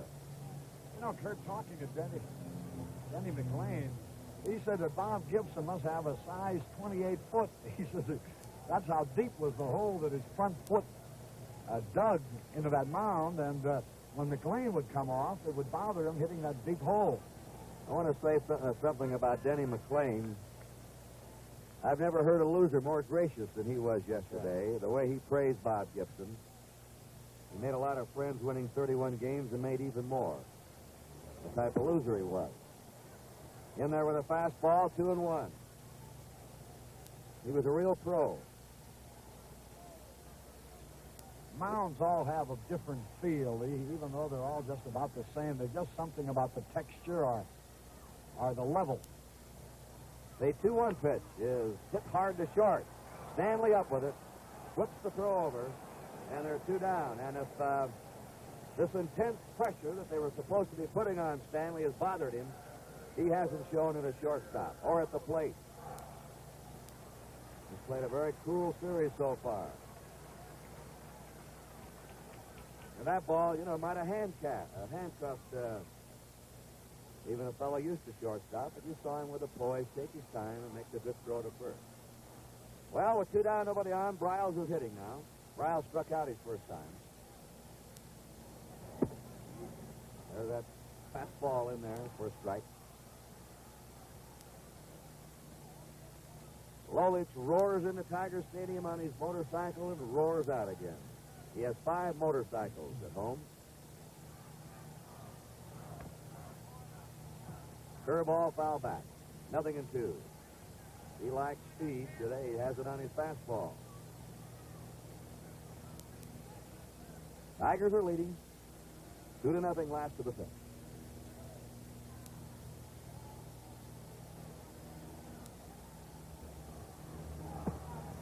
Struck him out on that sweeping curve.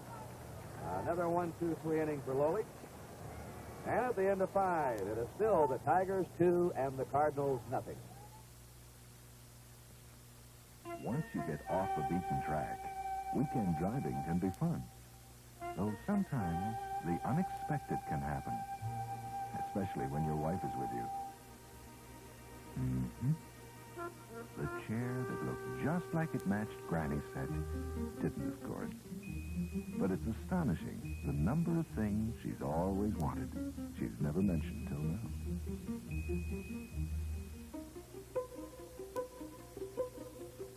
That's when it's nice to have cash on hand at the Commerce. Cash for spending, cash for saving. The Commerce checking account plus savings account gives you the best of both worlds.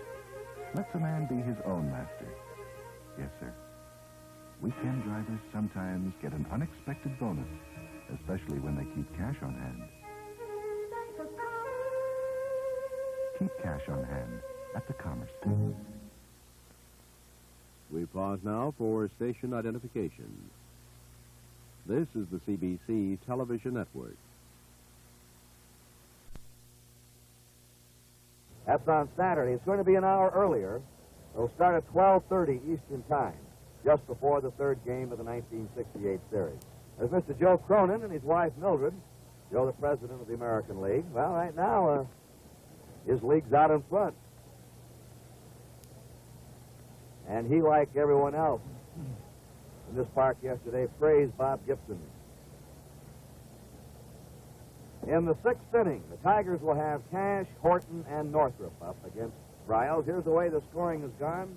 If you've joined us late with 1 out in the 2nd, Willie Horton hit a tremendous home run into the left center field bleachers. And then with 1 out in the 3rd, Mickey Lolich hit his first Major League home run.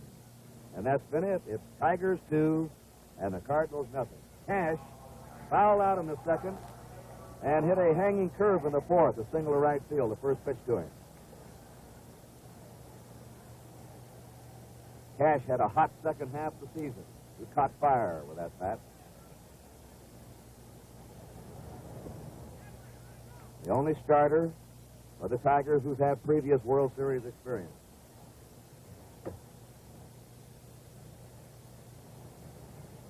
One ball, no strikes. Fastball's over. 1-1.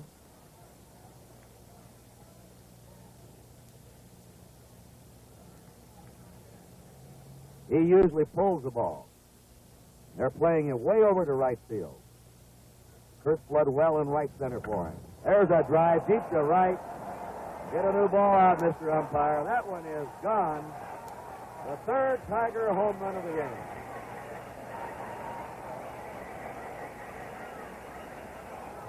Well, the Tigers, who hit over twice as many homers as the Cardinals during the season, coming through with their power today.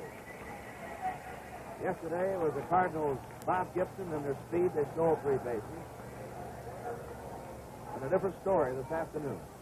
I'll say one thing. There was nothing cheap about that home run. That was high and far. Willie Horton hit a home run to left center, and then a fly ball to deep center. On the foul of the plate, a strike 1 to Willie Horton. Most home runs allowed by a pitcher in a game has been 4. Charlie Root, Eugene Thompson, and Dick Hughes. Hughes last year. Riles has given up 3 homers. Ground ball in the hole. Good stab by Maxwell. The long throw, and he's safe.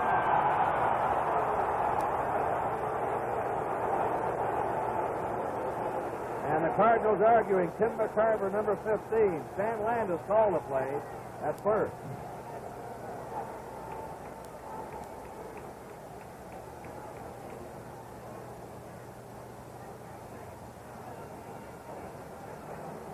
Red Shandies was out there now.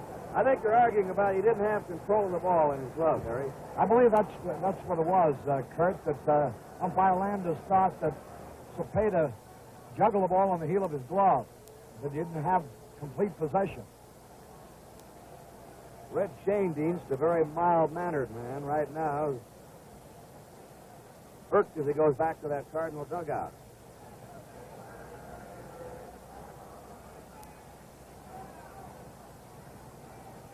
And here's Billy Muffet, the Cardinal pitching coach, coming out. Usually when he comes out, it means the Cardinals are going to make a change. If it's merely to talk to the pitcher, manager Red Shandies goes out there, but if they are going to make a change, it's Muffet. Right now, there's a break in the action here at St. Louis. The score, the Tigers 3 and the Cardinals nothing.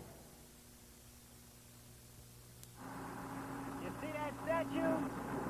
They take me to bring it in. I handle my cranes with finesse. As long as I don't get Dodge fever, no sweat. Right? Right. It's a thing of beauty, isn't it? 1969 Dodge Charger SE. Charger excitement in a stunning new special edition. Packed with extras that aren't extra on this one. So far, so good. In here, a world of vinyls and leathers and wood grain luxury. A new front grille just for looks, and an optional 440 Magnum V8 just for kids. Easy. Oh, no.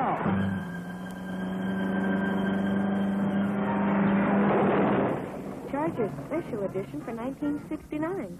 It's why Dodge Fever is more smashing than ever. Dodge is turning up the fever now. The Cardinals' young left-hander, Steve Carlton, is moving in. He relieved only once during the season. Harry Carey knows him well and will tell you all about him. He's a youngster who's a fastball pitcher and has a good curve. He started the season well. On June the 4th, he had a mark of 7 victories and 1 defeat. But from there on out, he had a lot of trouble. He pitched fine ball games but couldn't win. He's overpowering when he's right. He's just 24 years old. He's from Miami, Florida. And so the Cardinals have their first pitching change of the series. All right, now let's quickly go down to Tony Kubek. Thank you, Kurt and Harry. We're talking to the man who last year was in the same shoes as Mayo Smith of the Tigers, the manager of the Red Sox, Dick Williams. Dick, the Tigers are coming back. Well, I think they might have been a little nervous, plus the great pitching by Gibson. We saw him 3 times last year, and he threw great against us, but not 17 strikeouts worth like he did yesterday. He was magnificent.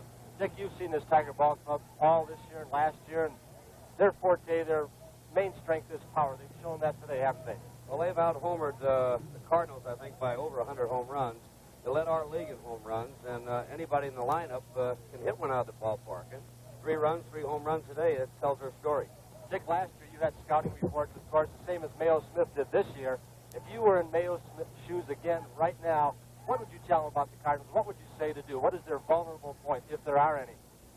Well, hope you don't have to face Gibson 3 times and try to keep Flood and Brock off base. We couldn't last year, and, well, we took them to 7 games, but they still beat us. Dick Williams, thank you. Now let's go out back upstairs. All right, Steve Carlton to Jim Northrup, who hammers the ball through the middle into center. Horton stops at second, and Northrup's on first. 3 hits in a row for the Tigers here in the 6th. And Northrop didn't waste any time against the left-hander. Bill Freehand has struck out and flied out.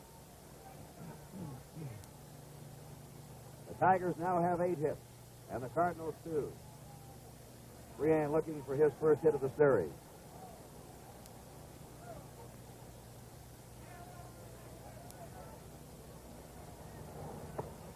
Ball into him. Runners on first and second, nobody out in the 6th.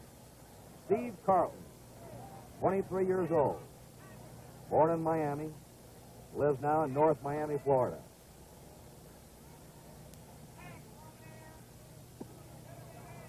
Strike, 1-1.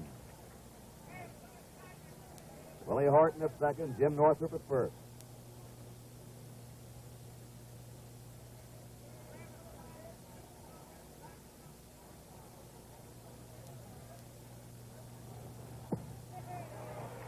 Sharp curve. That's Freehand couldn't get. 1 ball, 2 strikes. Don Wirtz on deck. Top of the 6th inning, the Tigers ahead, 3-0.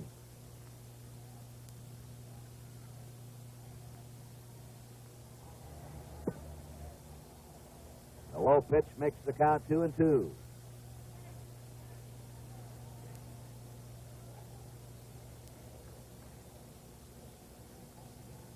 Freehand's usually tough against left-handers. Now Carlton with his 2-2 delivery. 3-2, missing low and inside. Nelson Browse pitched 5 innings, gave up 7 hits, 3 runs, walked 1, struck out 2. Horton, the lead runner, at second. Northrop's at first. Northrop will have a big lead with Cepeda playing deep off the bag. Foul back.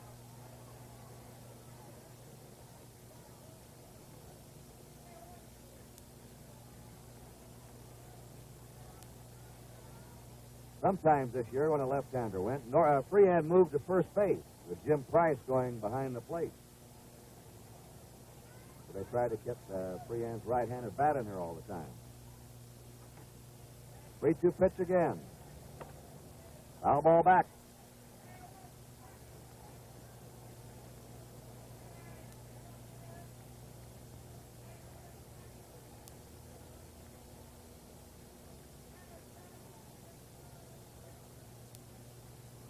This is Carlton's 5th professional season. Been with the Cardinal organization all the way. And the 3-2 pitch. Foul back. 3 in a row. Freehand is foul back.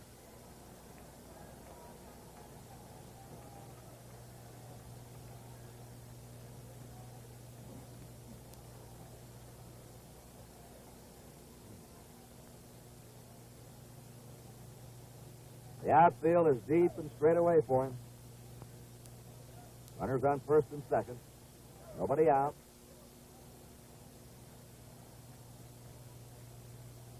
And the 3-2 pitch. Popped up. Infield fly rule called. The batter's automatically out. Runners advance at their own risk. One away. John Wirt, batting number 8 in the Tiger lineup, has popped up and walked.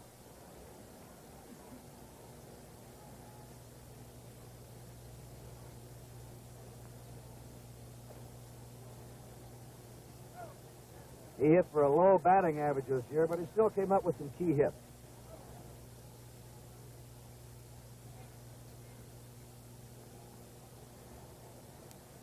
Hard to explain how a fella can drop off sometimes 40 or 50 points.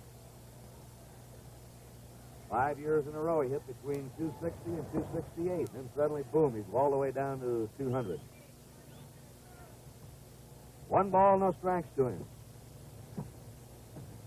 There comes that year, Kurt, when those line drives go at somebody rather than between them. 1 away, runners on first and second.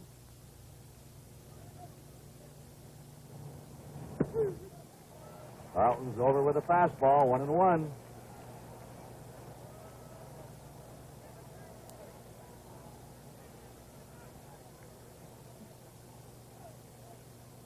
Willie Horton at second. Jim Northup's at first. They're playing Wirt to the opposite field. Fouls it back. Kurt Flood 2 or 3 steps in the right center. And Ron Davis is over toward the right field line.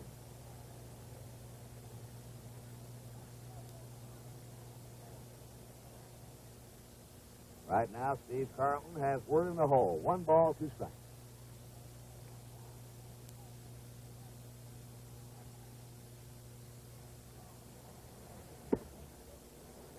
Two and two.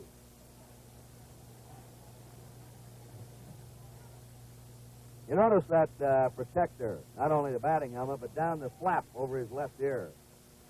See quite a few of the ball players at the plate wearing protector now.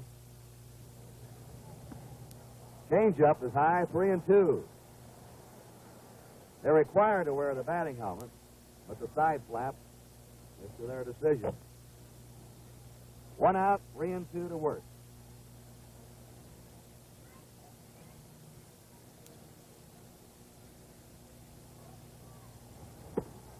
And the bases are loaded as the home run king, Mickey Lolich, comes up. Lolich hit a home run in the third and rounded into a force play and a bunt in the fifth.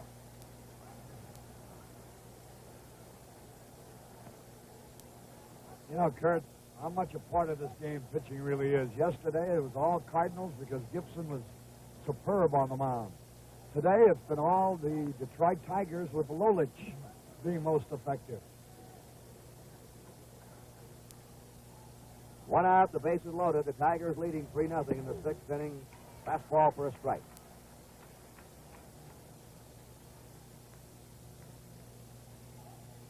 Horton's at third. Northup's at second. Wirt's at first.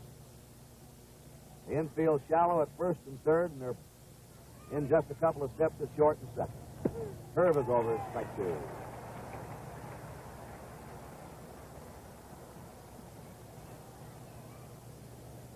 No balls and 2 strikes to Lolich.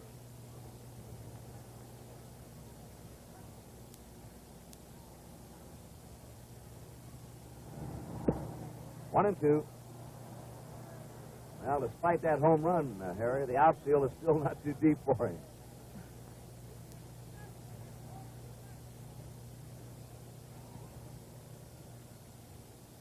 One ball, 2 strikes.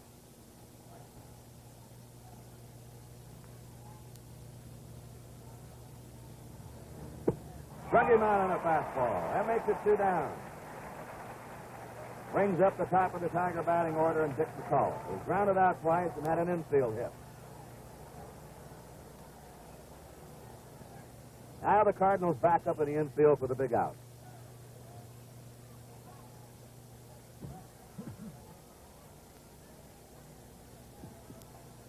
McCullough's really aggressive at the plate.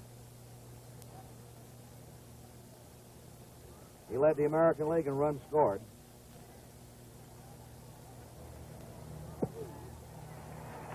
Good curve. 0-1 to Dick McAuliffe.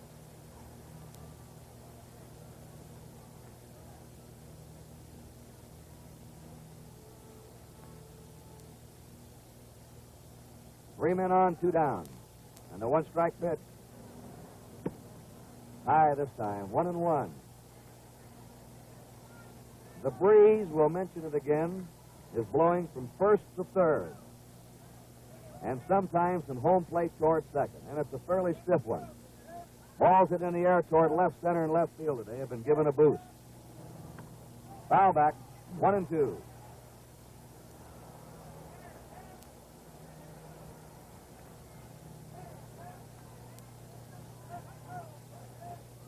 McAuliffe, and with two down, of course, doesn't matter, but he's had one distinction this year. The second player in Major League history who did not ground into one forced double play during a year, the whole season. A 1-2 pitch. There's a smash to right to center coming on as Flood, and he can't handle the ball. 2 runs are in. The throw to the plate and down to second on the throw goes Dick McAuliffe. The usually sure-fisted Curt Flood coming on, a low-line drive, but he got his glove on it. Let's watch it in slow motion, Kurt. Take a good look at that, because anything Flood gets his glove on, he usually holds. Not this time. They ruled it a base hit.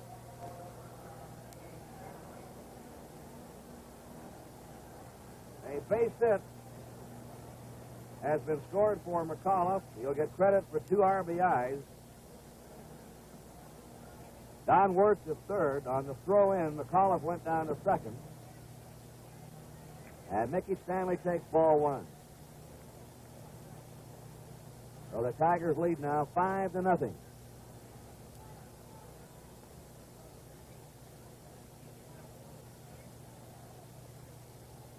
Ball was hit hard and was sinking as Flood came on for it.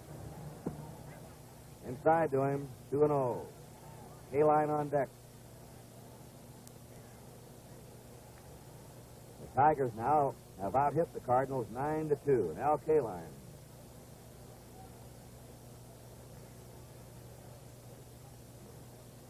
A 2-0 pitch. A drive into right center. Ron Davis going over. He's there for the third out. But more damage by the Tigers. They had 3 runs, 4 hits. There were no errors and 2 left. At the end of 5.5, it's the Tigers 5 and the Cardinals nothing. If you've been looking for a lime shaving cream that's not too sweet, Gillette Foamy has what you've been looking for. Because Gillette Foamy has this. The lemon lime. It's part lemon, part lime. The essence of the lemon keeps the tang in the lime. And that keeps this shaving cream from smelling too sweet. Gillette Foamy with lemon lime. Wait till your face gets a taste of it.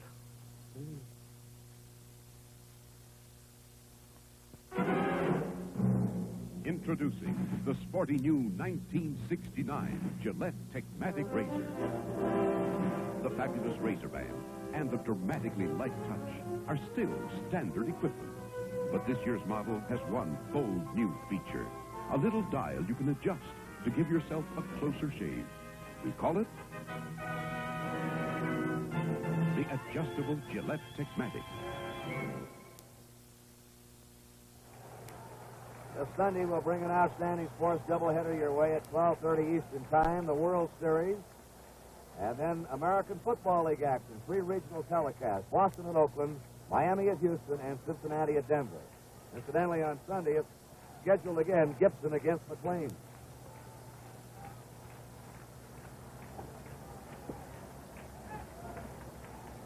Lou Brock has been handcuffed so far by Mickey Lolich. He has struck out twice. First pitch to him with the ball. This is the top of the Cardinal batting order. Brock, Javier, and Flood.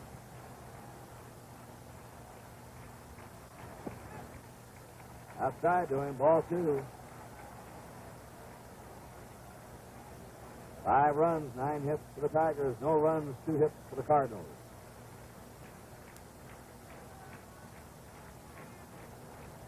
Lolich has struck out 5 so far. 3-0.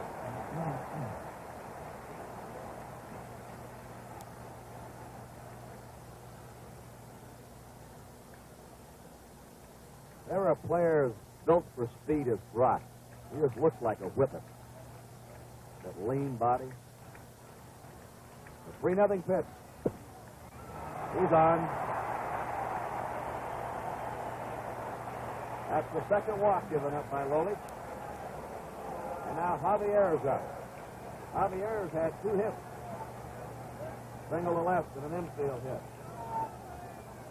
And he's been on base now 4 times and 6 times up in the first 2 games. Curdy's especially effective against the left-handers I mentioned earlier, but I just want to call your attention to Brock. The score situation of a game doesn't affect his base running. Seen him steal when you're 4 or 5 runs behind just as easily as when the game is close. All right, the Cardinals are runner on first. Nobody out. Brock going. Ball gets high. Drops the second. He thought the ball had been fouled back. He started back to first. Kurt, that could have been the strangest play in the history of baseball. He broke with the pitch. Naturally, he was concentrating on second base. Didn't know that the ball had gotten by freehand, and when he got to second base, I think McAuliffe or Stanley or both kind of decoyed him into thinking the ball had been foul tipped, and he actually started to go back towards first base. Wouldn't have been something if he had gone back to first. That would have been a rerun, wouldn't it? On the rerun. He didn't know the ball had gone back to the screener. He might have tried to go over to third.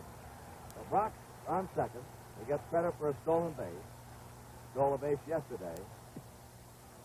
Javier running up on the pitch. It's high to him for ball 2. I believe the Tigers now have started some action in their bullpen. Lolich had retired 7 in a row until Brock led off with a walk here in the last of the 6th inning. The Tigers are leading 5-0.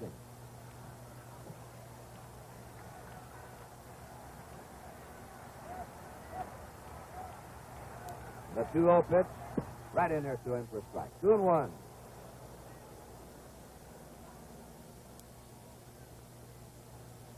Javier hit over 360 in the World Series last year, and he's starting out this one in that same 300 fashion.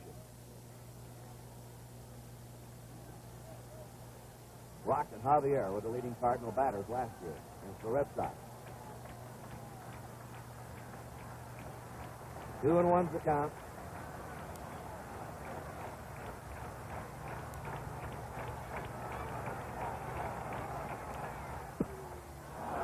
Now it's 2-2. The home fans doing some umpiring.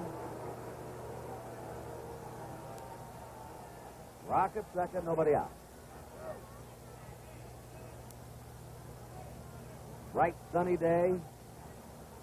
The overcast is completely gone, but it's cooler today than yesterday. At game time, temperature was 60 degrees. I got in trouble yesterday. I guess I said it was humid here yesterday, and a couple of local disc jockeys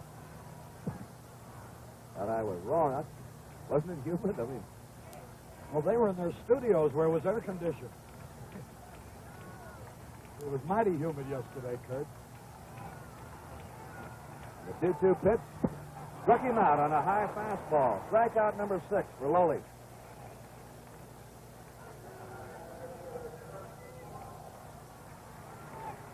On the call of talking to his pitcher, Brock is still on second, 1 out. And Kurt Flood up. Evidently, Lolich likes the cool weather. He's been tremendous in September this year and last year. Like that tinge of coolness that we get in these autumn days, and it's cool here. It's perfect for him today. He likes a little bit of coolness in the air.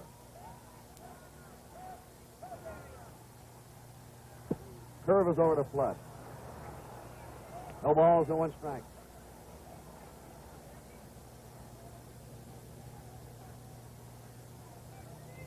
Forgot to mention that Roger Maris hit .385 in the series last year. He's not in the lineup today.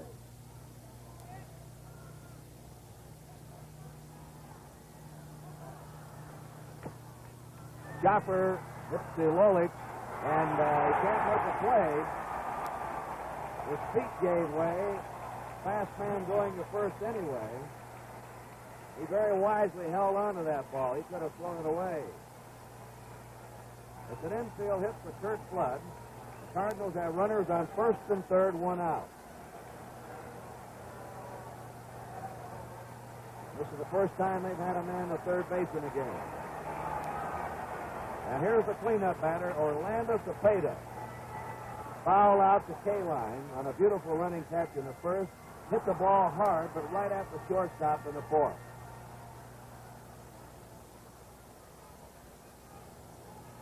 Cepeda now has been up 6 times without a hit. Base hits have been hard for him to come by in World Series play.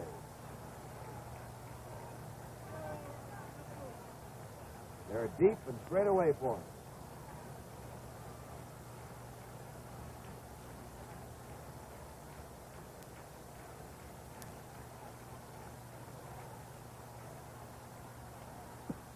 Ball one.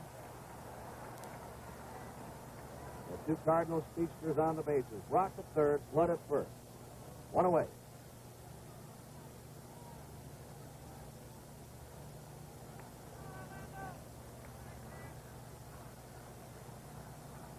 Cepeda walked right into that pitch. Took a little bit off. Right in there to him, 1-1.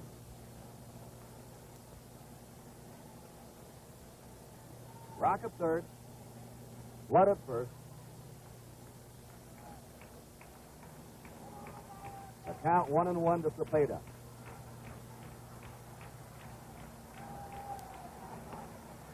There's a little pop in the shallow left, going out of Stanley. It's in for a base hit. In the score is Rock. Over to third is Flood. Texas Leaguer dumped into left. Cepeda gets set up for a single and a run batted in. That ball either hit something or had so much spin it bounced backwards after it landed beyond the reach of Stanley. Well, the Cardinals are now on the scoreboard. It's 5-1 Tigers. And here's the leading RBI batter this year for the Cardinals, Mike Shannon. He's flying to right and he's grounded out. The last 2 hits by the Cardinals have been a couple of bloody blows. Infield hit by Flood and a little blooper by Cepeda, but they count. Well, they haven't exactly hammered Lolich around.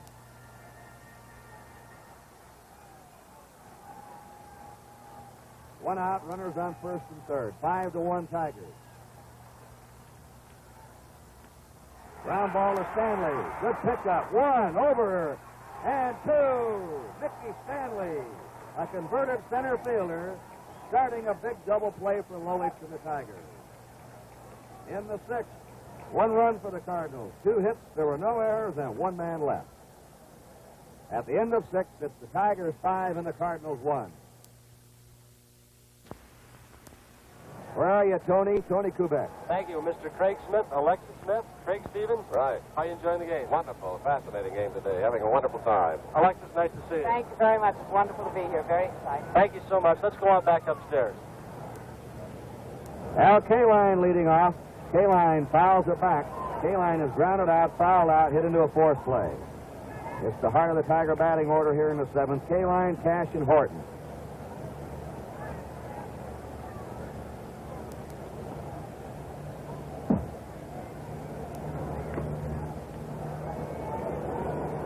Strike 2 to him.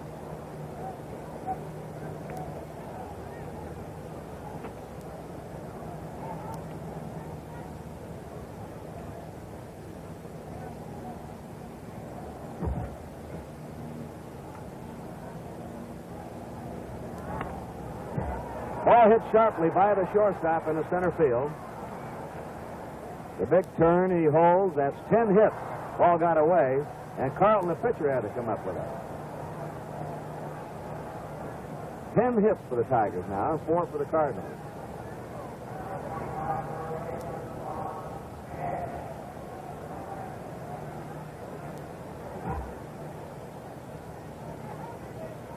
Norm Cash fouled out. Single to right, hit a home run in the right field seat.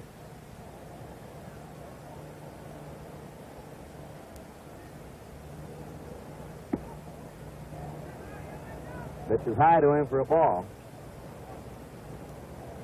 Cash has been irked like a lot of players when he's been platooned. He wants to play all the time, and he feels he can hit left-handed. There's a move to first. The Peta had to come off the bag, holding the K-line. Kurt, that's one time when the first baseman got picked off and not the runner. So Peta was charging towards the plate, and Carlton fooled him with his move and almost hit him right in the face. 1 ball, no strikes to Norman Cash.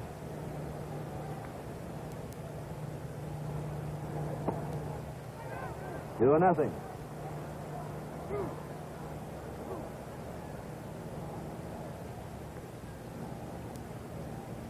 When you get to Tiger Stadium, and you look at Cash, he's not overpowering in size, but he's hit a couple of balls over that right field roof there, as far as anyone. Fouls it back. And only a handful of players have ever done that in American League history.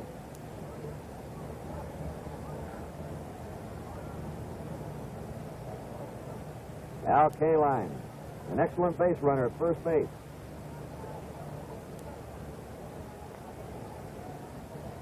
Nobody out, and the 2-1 pitch coming on to Cash. Goes after the curve, and it's 2-2.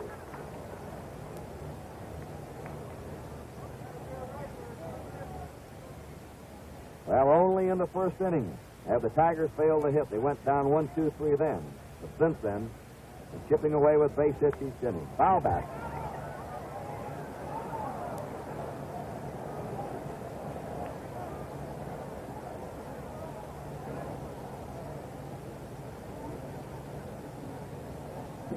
Two and two count. There's a curveball hit back to the middle. Kaline is coming on the third. Cash is on first. The Tigers have runners on first and third. And Norm Cash now has had 3 hits in a row.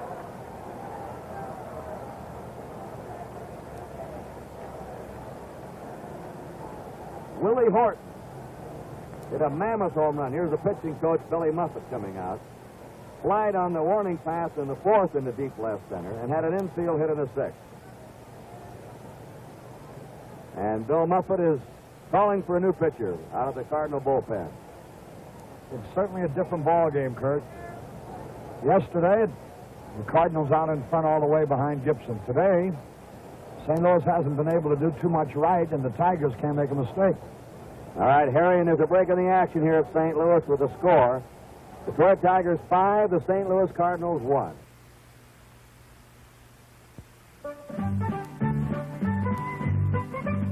This bank began the year Canada began and grew along with Canada. All along the way, wherever history was being made, the commerce was there. Reliable, progressive, a real working bank. Serving the loggers, the miners, the oilmen.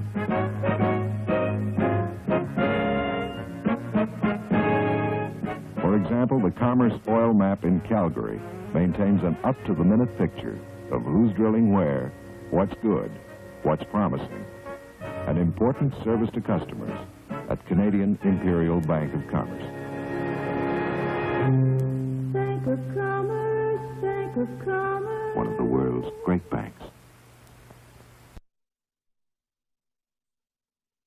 One inning was tagged for 4 hits. 1 run has been charged to him, and he's responsible for Kaline at third and Cash on first. And coming on now is a right-hander, Ron Willis, who won 2 games and lost 3, led the Cardinals most appearances this year with 48. Remember Saturday, 2 right-handers going, Washburn for the Cardinals, Wilson for the Tigers. Game 3 at Tiger Stadium. Jim Simpson and Sandy Koufax will be bringing World Series report your way. That will start at 12:30 Eastern Time, an hour earlier than it has been today and yesterday, just before the 3rd game of the 1968 World Series. Ron Willis, 25 years old, born in New Bern, Tennessee, lives now in Memphis, the same home city as Tim McCarver. How's he been this year, Harry? He's done well. He's appeared in more games than anybody else. His record was only 2-3, but records for relief pitchers aren't as indicative as the games have been in, the innings they've pitched. He's a sinker baller, has a good curveball. He's a converted third baseman and outfielder. He was signed originally as a center fielder, and then they made a pitcher out of him in the Cardinal farm system. When he's effective, his sinker ball is the big pitch.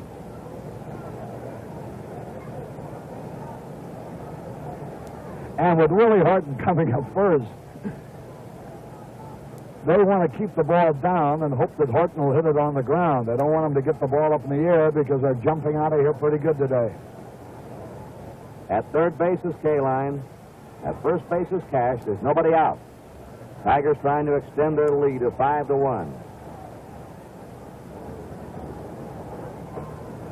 First pitch is high and away from Willie Horton. Horton is so strong he can hit a bad pitch out of the ballpark. He'll hit him up around his eyes. He still goes chasing sometimes in the dirt for pitches. A 1-0 pitch. Outside to him again, ball 2.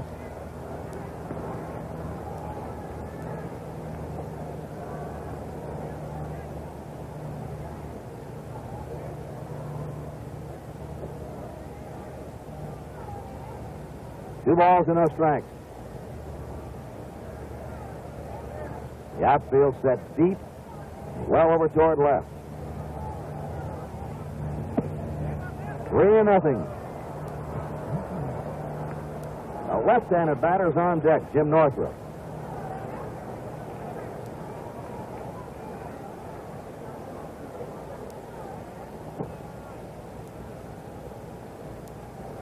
Every man's hit safely in the Tiger lineup with the exceptions of Freehan and Wirt so far.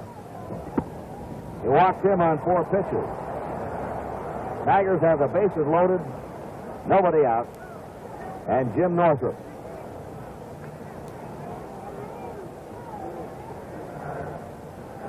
He was a Grand Slam kid this year.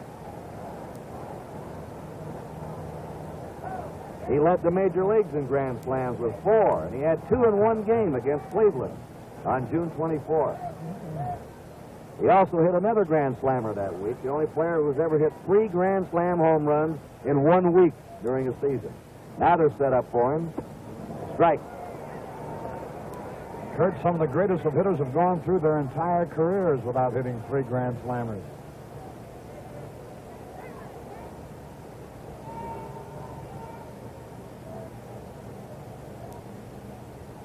Ron Willis facing Jim Northrup.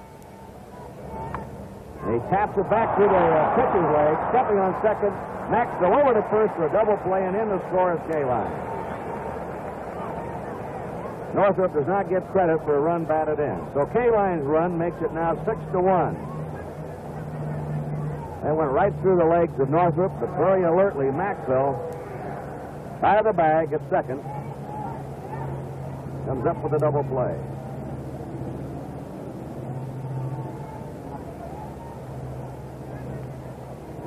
Norm Cash is now third. 2 down. Bill Freehan has struck out, flied out, and popped up.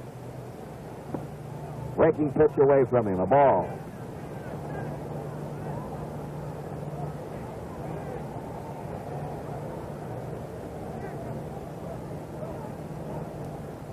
One nothing pitch. Serve is over, 1-1.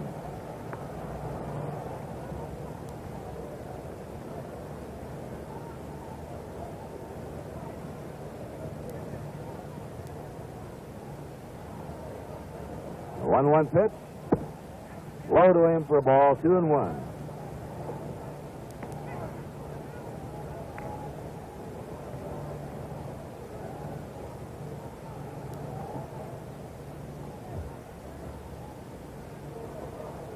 Here's the 2-1 pitch.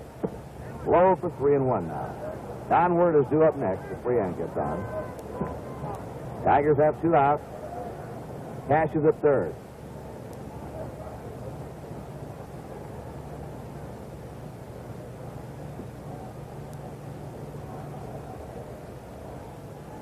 One pitch to him. Going after that inside fastball, 3-2.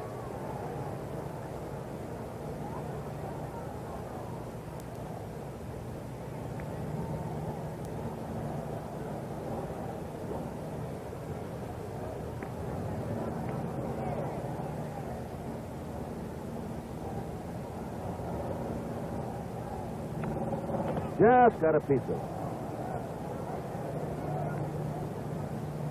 Freehan's been an Iron Man this year. As a catcher, he led the Tigers in games played.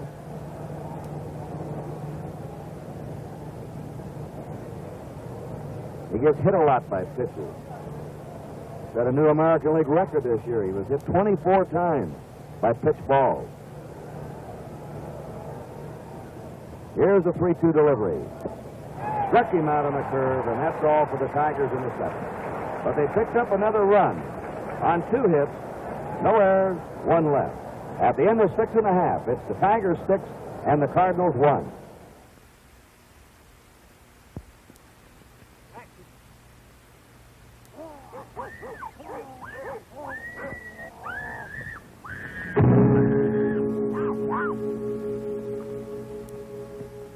Dodge Fever saves the day. He's lost his head over Dodge Coronet.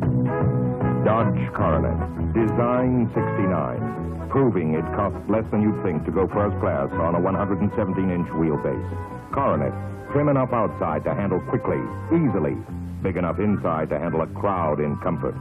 17 Coronets to choose from, including the Coronet Super B with 383 cubes of standard V8.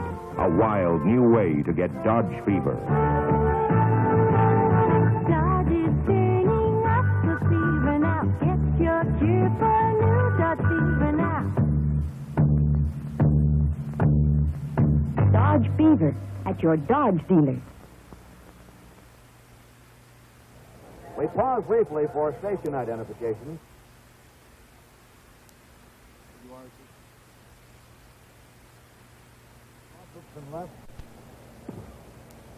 This is Kurt Gowdy with Harry Carey and Tony Kubek. The Tigers now have made some defensive moves. Roy Euler goes to shortstop. Mickey Stanley goes back to his regular center field position. Willie Horton is out of the game. And Jim Northrup moves from center field to left field.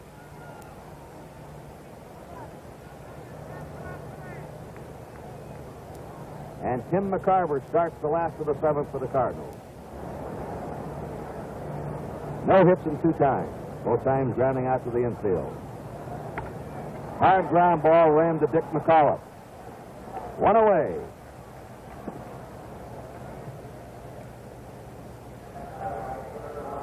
McAuliffe has played a very steady second base today.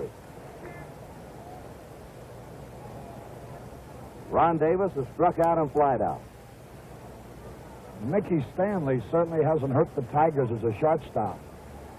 Played well these 2 days.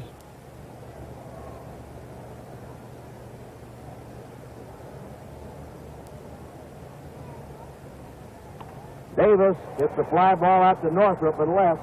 2 down. You know, Harry, we were talking about Northrup's grand slams. The National League all-time leader in grand slam home runs, Gil Hodges, the manager of the Mets, is watching this game in an Atlanta hospital, recovering from a heart attack, and we all wish him well and speedy recovery. I should say we do. What a wonderful gentleman and a great baseball man. Al Maxwell takes the strike. He's flied out and grounded out. Gil Hodges will be back heading the Mets in spring training next year. The 0-1 pitch is fouled into the seats down the right field line. Ed Spezio is out on deck, and he's going to bat for Ron Willis.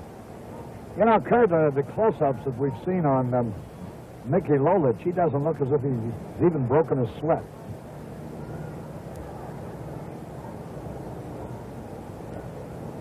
No balls, 2 strikes.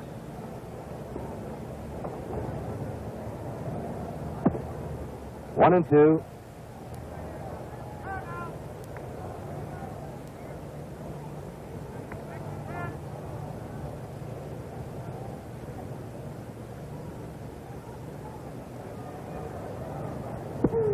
There's a beautiful breaking pitch around the knees for strike 3. A very easy inning for Lolich. Cardinals are down in order, and at the end of 7, it's the Tigers 6 and the Cardinals 1.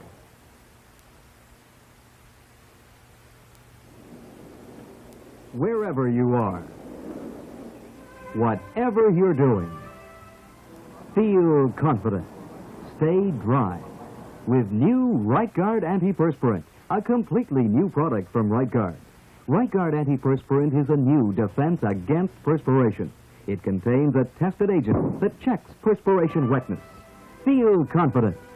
Stay dry. Get new Right Guard Antiperspirant in the silver can. 10 more blades to go. 5 blades to go. 3. Just 3 blades to go.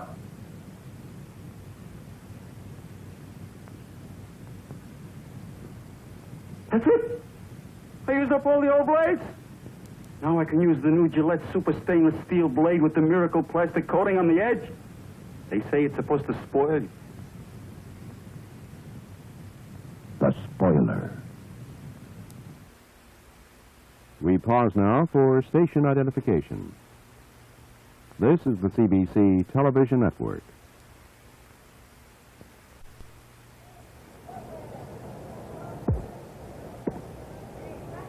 Once again, to his left, to his right, shortstop Tony Kubek.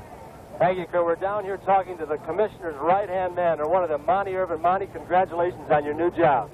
Thanks so much, Tony. I'm really enjoying it. How are you enjoying the series? Just great. It's a lot of action today. Of course, being in the commissioner's office, you have to be impartial, don't you? Being a National Leaguer, you can't pick sides.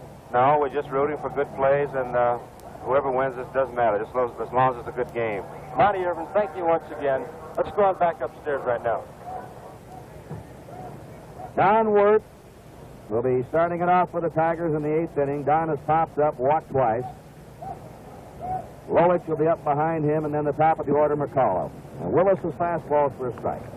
Riles, Carlton, and Willis have worked today for the Cardinals.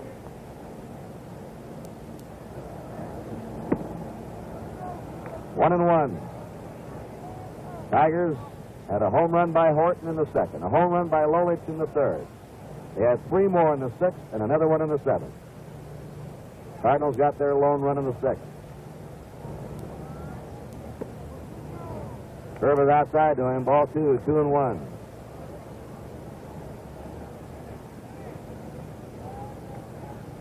Mayo Smith, criticized in some quarters, foul ball back, for starting Stanley as shortstop.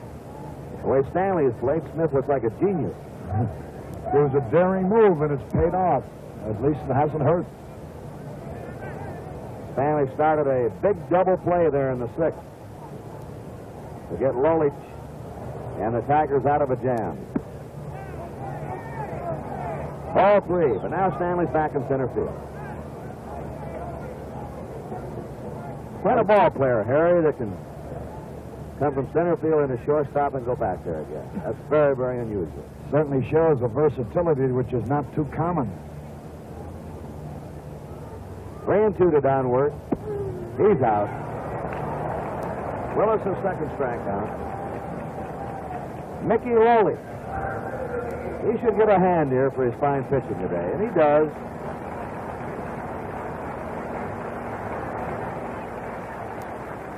He has handcuffed the Cardinals so far. Lolich has hit a home run, hit into a force play, and struck out.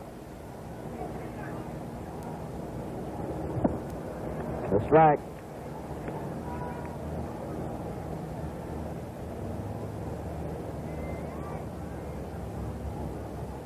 One out, nobody on.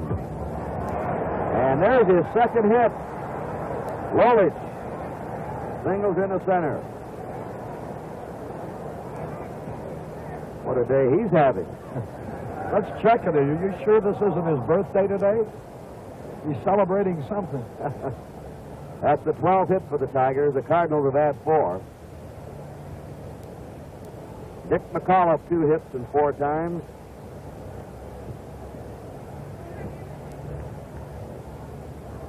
We're at the top of the Tiger batting order now. The Tigers are ahead 6-1.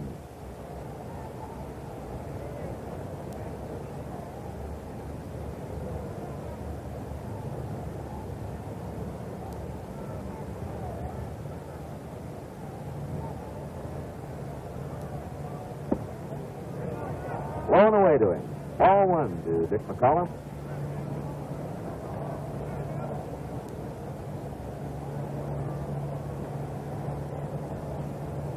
Lives in Avon, Connecticut.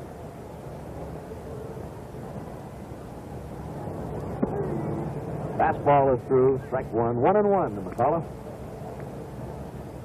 Mickey Stanley on deck.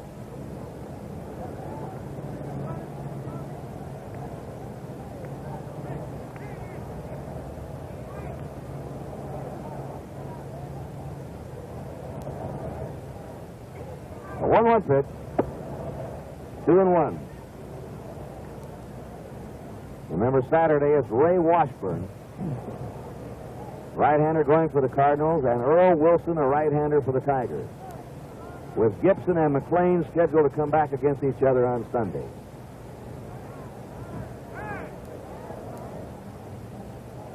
Undoubtedly, Lolich for the Tigers on Monday. If they're there Monday. This one will tell it. 3-1.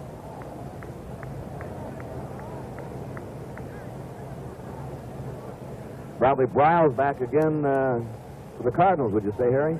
That's his rotation in this series.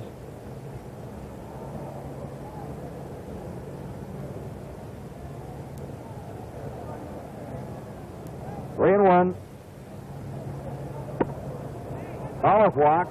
The Tigers have runners on first and second. They've had a lot of base runners in this game. Mickey Stanley's coming up now. He's had 1 hit in 4 times.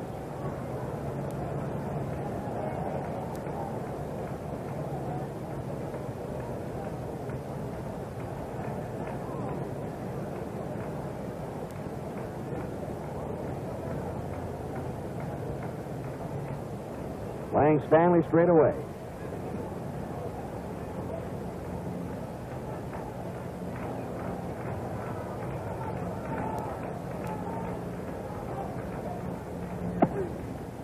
Strike to him, 0-1.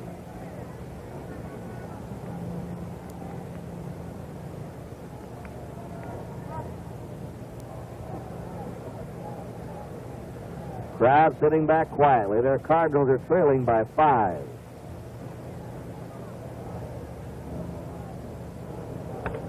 Ground ball to second. Javier scooping to Maxwell for 1.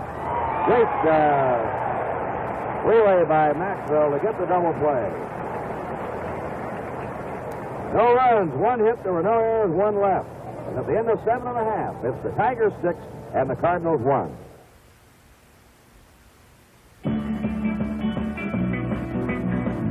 Just look what Plymouth's up to now. Just look what Plymouth's up to now. Driving will never be the same again for you. Introducing the 1969 Plymouth. Fury. This year it's a whole new car. Longer, wider, completely redesigned from rubber to roofline. Belvedere, our mid-size success car. 26 models, 18 colors, 76 interiors. Valiant, the compact that didn't get bigger, just better. Barracuda, 4 great engines, 3 great bodies, and a torsion bar suspension for true sports car handling.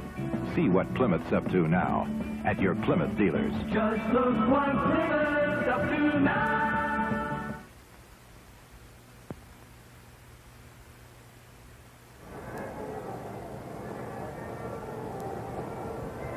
Last of the 8th inning, Gagliano is going to bat for Ron Willis, then Lou Brock and Javier. And the second game of the series being brought to you live and in color from Bush Memorial Stadium. Exclusively on NBC, where America watches more sports than on any other network. Phil Gagliano, who played American Legion ball with Tim McCarver, another Memphis boy.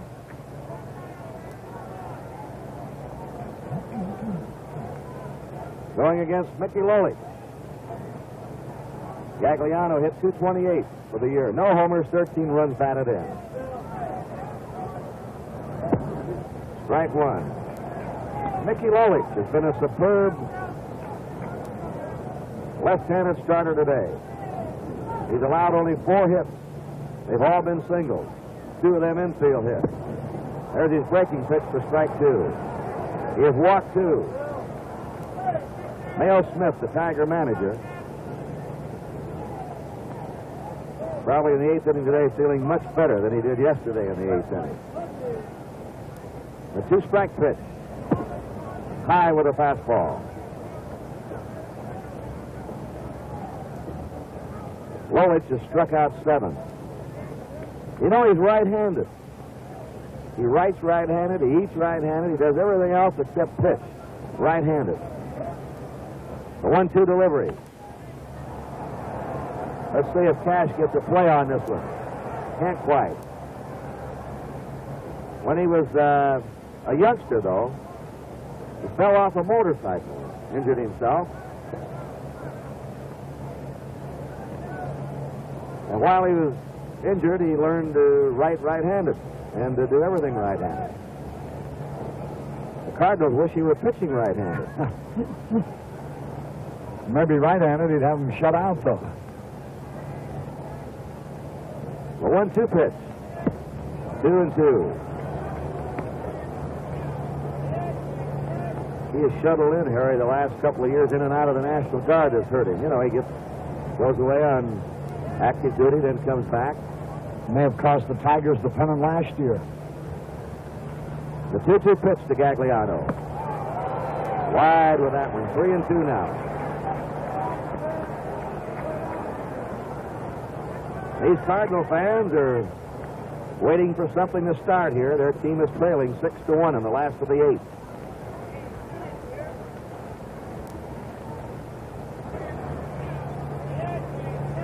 He is shuttled in, Harry, the last couple of years in and out of the National Guard has hurt him. You know, he goes away on active duty, then comes back. May have cost the Tigers the pennant last year. The 2-2 pitch to Gagliano. Wide with that one. 3-2 now. These Cardinal fans are waiting for something to start here. Their team is trailing 6-1 in the last of the 8th.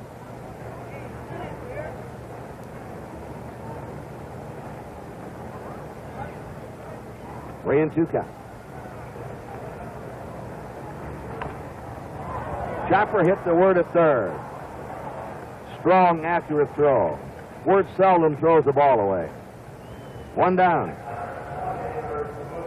Top of the order, and Lou Brock has struck out twice, has walked, he's stolen a base, and he has scored the Cardinals' only run. Lolich has had 2 good fielding plays behind him. In the first inning, a key play, Al Kaline galloping across the foul line to make a running catch of Cepeda's fly ball. It was foul, but it turned the first inning around. And then Stanley starting the important double play in the 6th. Strike to Lou Brock.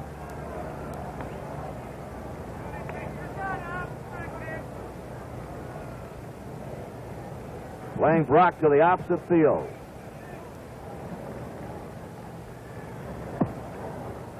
Outside to him, a ball, 1-1.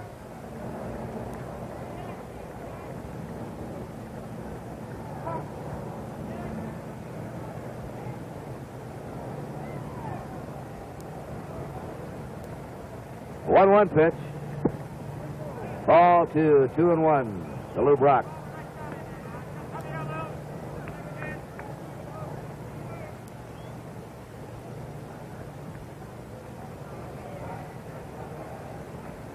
1 out, nobody on.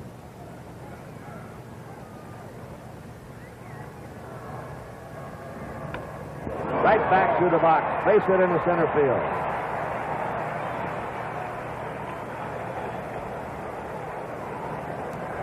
Let's see what Brock does. He attempted 7 steals in the World Series last year. Stole all 7. He's attempted 2 steals this year and has been successful. So he's 9 for 9 in stealing in the last 2 World Series. And being behind 6-1 in the 8th won't make him hesitate if he thinks that he can get a jump on Lolich. Julio Javier, single to left, had an infield hit and he struck out. You wouldn't think Brock could get this big a lead, Harry, on a left-hander, but he really walks off there against Lolich, who does not have a good move to first, but his motion to the plate makes it appear as he's making a move to first base. Brock had a big jump on him the last time. A ball. He's got a rather slow backswing, Kurt. That's what gives the runner a good jump on him. Watch Brock studying. 1 ball, no strikes. 1 out. Brock at first.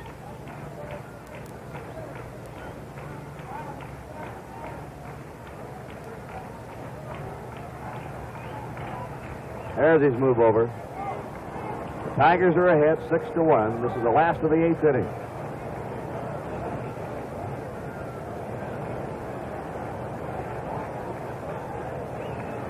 He's got a big lead. Brock, like Maury Wills, says he prefers running against left-handers, even though they can see him better. He says he can also see their moves better on the mound. Wide lead for him.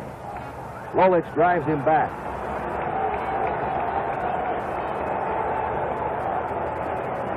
That's what a player like Brock can do here. It's a 6-1 ball game.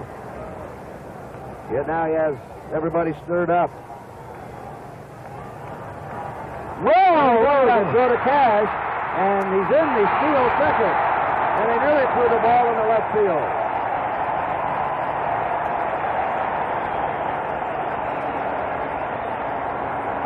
He had him read perfectly. It looked like he intentionally enticed the throw with that long lead, fully intending to break for second as the ball came towards first. And it worked out perfectly for him. Lou Brock, who broke a World Series record last year by stealing 7 bases, has swiped 3 already this year. We have a 1-0 count to Javier, who's almost been forgotten by everyone at the plate.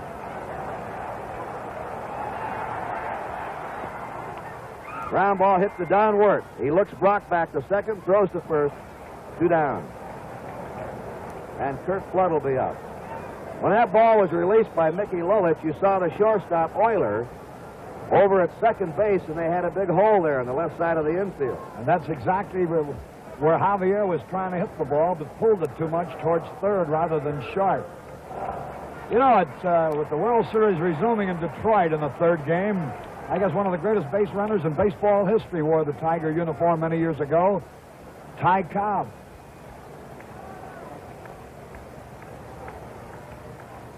Two down. Kurt Flood up. Brock at second. Tries to bunt as he did yesterday in the late innings. Foul back for a strike.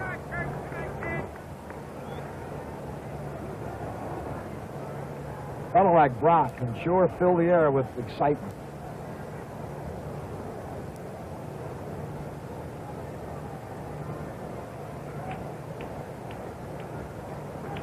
Lou Brock has broken one record for stolen bases. That's in one World Series.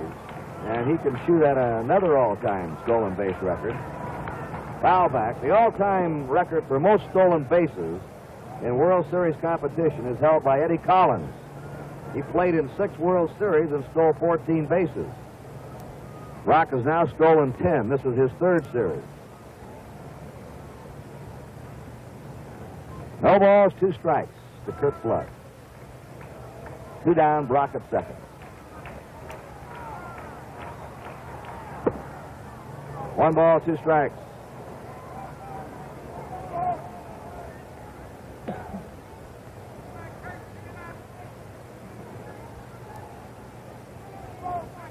The Tigers have 6 runs, 12 hits. The Cardinals have 1 run, 5 hits. This is the last of the 8th that had just joined us.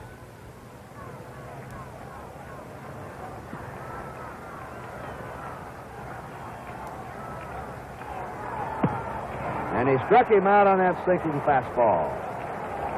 No runs for the Cardinals. 1 hit, there were no errors, and 1 man left. At the end of 8, it is still the Tigers 6 and the Cardinals 1.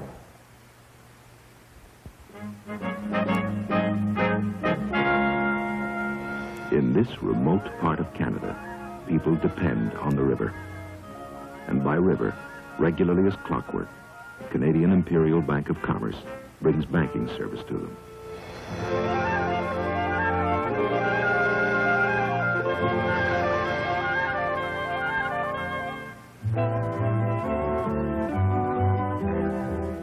The SS Jean-Briand is just one of the more than 1,350 commerce branches in this country. It's typical of commerce determination to make your banking convenient. Think how handy your own commerce branch is. Here's why. Because the commerce has more branches than any other bank on this continent. Bank of Commerce, Bank of Commerce. One of the world's great banks. Left-hander Joe Horner now is warming up for the Cardinals, and already warmed up is Tony Kubek. Thank you, Kurt. I know you and Harry are working awfully hard up there, but down here, some of the usherettes, and they're pretty, you can see, work hard also. Sherry Gaston, how many Cardinal games have you seen this year? Just about all of them. I've only missed a couple. So it's safe to say, I guess, you're a Cardinal fan, and Oh, yes. you're looking for them to come back, or you think they'll wrap it up in Detroit? What do you think the situation will be? Well, I hope they win it at home. I'd like to see them win it at home because they didn't last year. And just all the excitement. Well, of the more than 2 million people that came to this ballpark, I think you'll agree they didn't all come to see the players. Some came to see the pretty young usherettes. Thank you very much, Sherry Gaston. Thank you. Let's go on back upstairs to Kurt and Harry. Second game of the 68 World Series being brought to you live and in color from Bush Memorial Stadium in St. Louis, exclusively on NBC, where America watches more sports than on any other network. Kurt, that Kubek sure has a tough assignment, doesn't he? All those pretty young things. We're going to have a little meeting after the game. Al Kaline, 1 hit in 4 times. Starts it off for the Tigers in the 9th and takes the strike. Kaline had never played in a World Series until this one. There have been other outstanding players who had gone through their careers, Hall of Famers, Luke Appling, Ted Lyons, Harry Heilman, George Sisler, and Willie Keeler. Hall of Famers who never got into a World Series. The man we'll be working with Saturday in Detroit, George Kell, Minnie Minoso, Mickey Vernon, Cecil Travis, Rick Farrell, Rocky Colavito, Ernie Banks. Kaline has his 2nd hit of the game. All those outstanding players never had the good fortune to play on pennant winners. Al Kaline's on first. Nobody out, and Norm Cash has been the batting star for the Tigers. After fouling out in the 2nd, he singled to right in the 4th, hit a home run to right in the 6th, and singled to center in the 7th. He's 3 out of 4. 13 hits now for the Tigers. Tries to bunt, pops it up to Shannon, can't handle it. There goes Kaline to second, and a wide throw pulls the shortstop Maxville off the bag. Let's watch the replay. The ball is bunted in the air. Shannon just gets his glove on it. Naturally, the runner thinking the ball might be caught, Kaline was near first base, so a good throw would have had him. But as you can see, Maxville is pulled off the bag. So Shannon will be charged with an error. And the Tigers have runners on first and second. Nobody out in the 9th. They're already leading 6-1. Roy Euler is up for the first time in the series. He took Willie Horton's spot in the batting order. The Tigers threatening again, and the Cardinals now are defending against a possible bunt. A ball to Euler. who's had the distinction, the tag of good field, no hit, but an excellent defensive shortstop. Detroit ball club rebounding from 17 strikeouts yesterday to 13 hits today, Kurt. He makes that third baseman handle the ball. Sacrifice. That's the play on that one. Make that third baseman come in and handle the ball. A perfect sacrifice bunt with runners on first and second, nobody out. Over to third now is Kaline. Cash is at second, one out, and Jim Northrup's up. Northrup has popped up, flying out single, and hit into a double play. The Cardinals are bringing the infield in.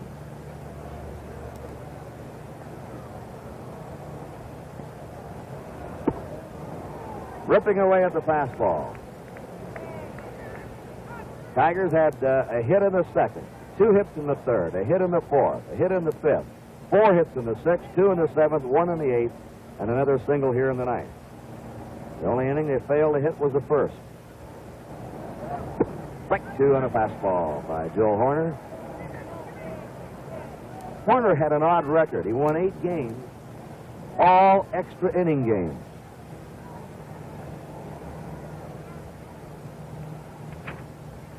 No balls and 2 strikes.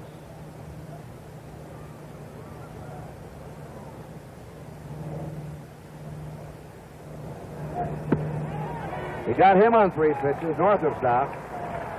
2 down, runners on second and third. Bill Freehan still looking for his first hit of the series. Struck out, flying out, popped up and struck out in this game. And struck out twice yesterday.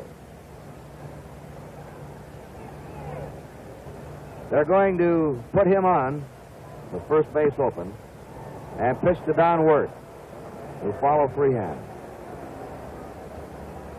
And if you Cardinal fans are looking ahead to the last of the ninth, the Cardinals have Cepeda, Shannon, and McCarver due up.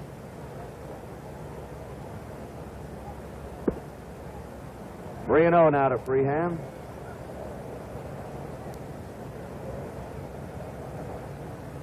Ball 4 loads the bases.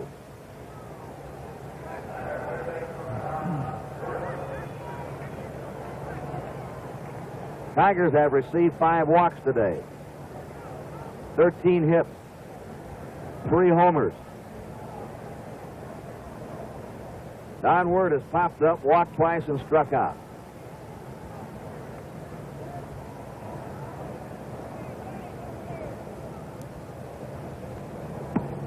Ball 1 to him. Mickey Lolich is on deck. He's itching for another time at bat.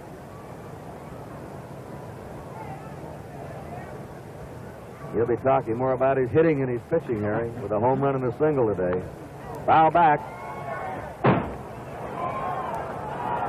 That's all those pitchers want to talk about, is hitting. And the outfielders are always trying to throw curveballs and knuckleballs on the sideline. The grass always looks greener. 1 ball, 1 strike. 2-1. That's the lead runner, Kaline at third. Norm Cash is at second. Bill Freehan at first.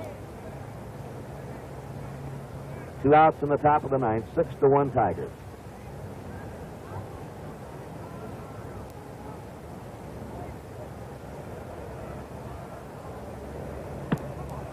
Three and 1 now. Lolich may get his chance. If he does, his lead will have increased.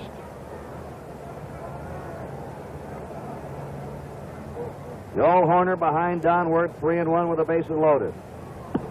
Ball 4, that forces in a run. Wirt has his 3rd walk. He gets an RBI, and the Tigers lead now 7-1.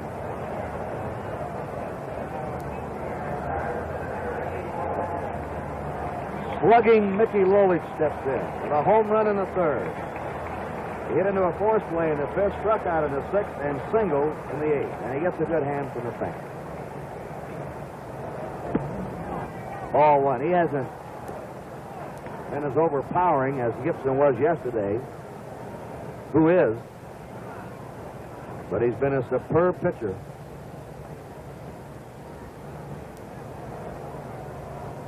The 1-0 pitch.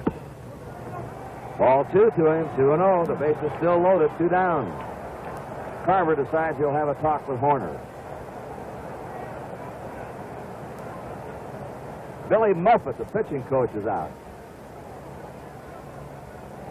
The Bayou country of Louisiana. Kurt, the Tigers have had 19 men reach base so far today.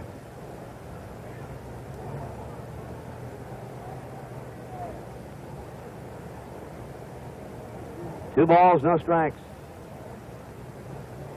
2 down, the base is loaded. A fastball on the inside corner of the letters makes it 2-1. And if you want to count the man who reached on an error, that would make 20 men on base. Here's the 2-1 pitch. Strike 2 to Lolich. 2-2.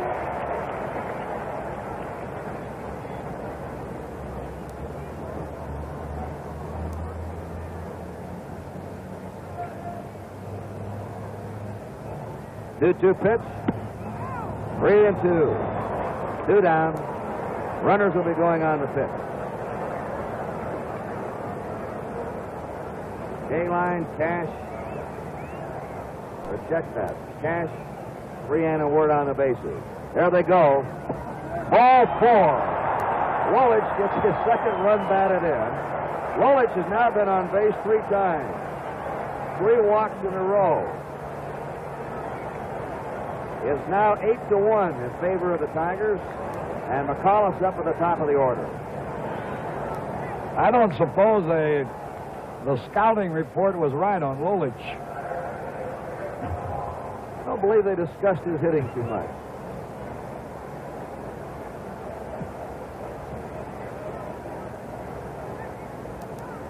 Well, if he holds on in the 9th,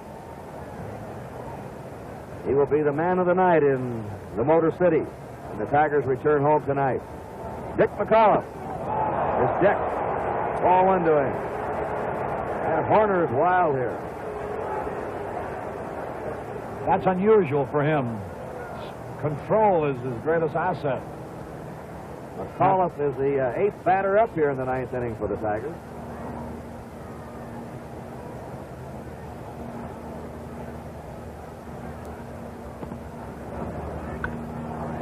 Foul ball heading toward the seats.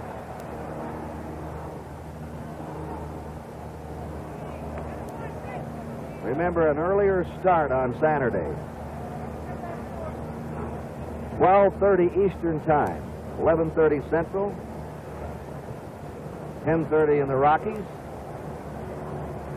I always forget my Rocky Mountain people on that time. And 9:30 in the Pacific Coast, the World Series report, and then the 3rd game of the World Series on NBC.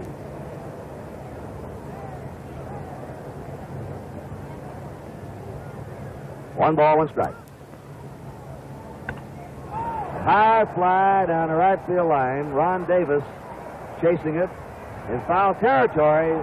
Still holds on to it. To get the Tigers out. Davis gets a hand for his fine play. 2 runs. There was only 1 hit, 1 error, and 3 left. At the end of 8 1/2, it's the Tigers 8 and the Cardinals 1.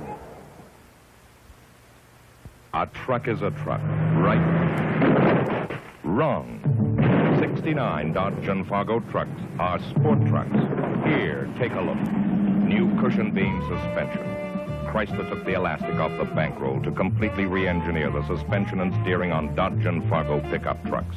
A sway bar was added, springs redesigned, liners added, and a lot more to make 69 Dodge and Fargo trucks the sweetest handling pickups on the road under any load, bar none. Bumps flatten, potholes smooth out, rides like a limousine. And that's not all. Handsome new long line styling and comfortable luxury interiors prove you don't have to be ugly to be tough. Dodge and Fargo with cushion beam suspension. Sport Truck 69. See your Chrysler dealer. for Sport Truck 69. The Cardinals' last shot in the last of the ninth inning. Orlando Cepeda. Flied out to right, grounded out. Blooped to single to left. Has scored Lou Brock in the sixth with the only Cardinal run. Mike Shannon and Tim McCarver to follow him against Mickey Lolich, who has struck out 8, walked 2, and scattered 5 singles.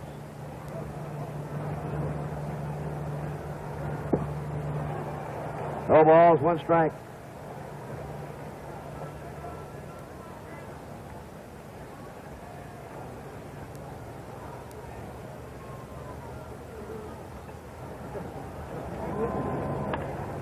Bounding ball by Roy Euler in the left field, where it's picked up by Jim Northrup.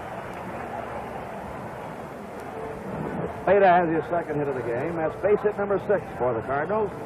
And brings up Mike Shannon. Fly to right, grounded out, and grounded into a double play. A nifty one started by Mickey Stanley in the 6th inning, when the Cardinals were threatening and had already 1 run in.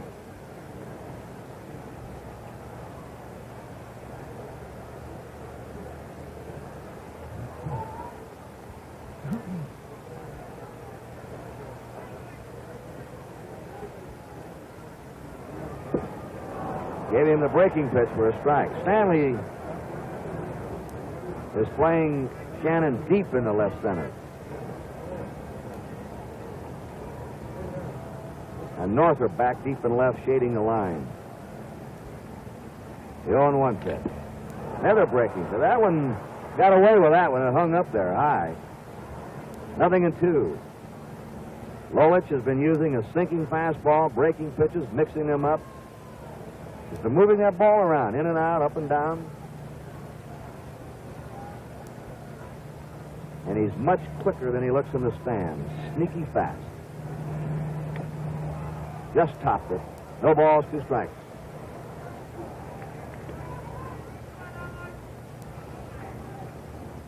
Well, if he gets this one, Harry, he'll have those motorcycles revved up tomorrow. He's had himself quite a day.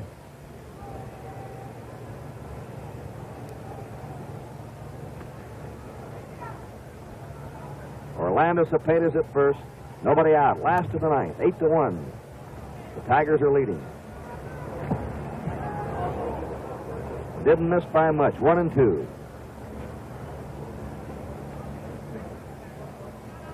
Tigers have a comfortable lead. Certainly will make that 3rd game most pivotal in Detroit Saturday. And it's going to be Washburn against Wilson in that game. 2 right-handers. There's a slow curve, and strikeout number 9 for Mickey Lolich.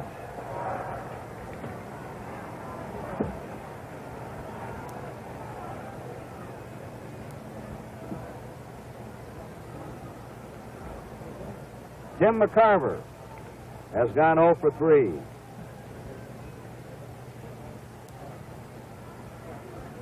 Lolich, as we said before the game, has been a strikeout pitcher. He's averaged a little over 8 strikeouts for every 9 innings pitched this year. Line drive to left. Northrup's there. 2 down. 1 more out. And Lolich and the Tigers are all even. Ron Davis has struck out, flied out. Our statistician again today has been Alan Roth, and our production stage manager is Jim O'Gorman. So Mickey Lolich, who was born in Portland, Oregon, now lives in Washington, Michigan.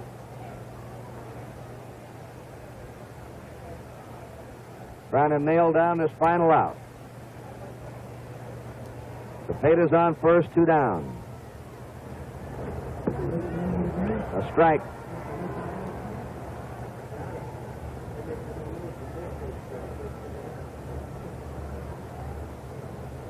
Pattern following much like last year.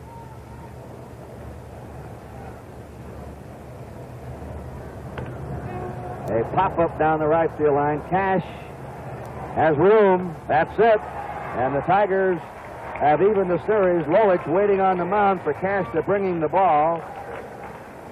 Lolich handcuffing the Cardinals on only 1 run and 6 hits. Mayo Smith going out to meet him.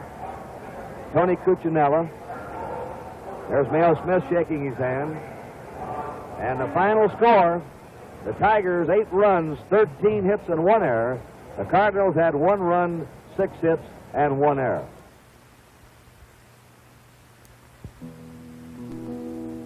This is Jay Dahlgren of Vancouver.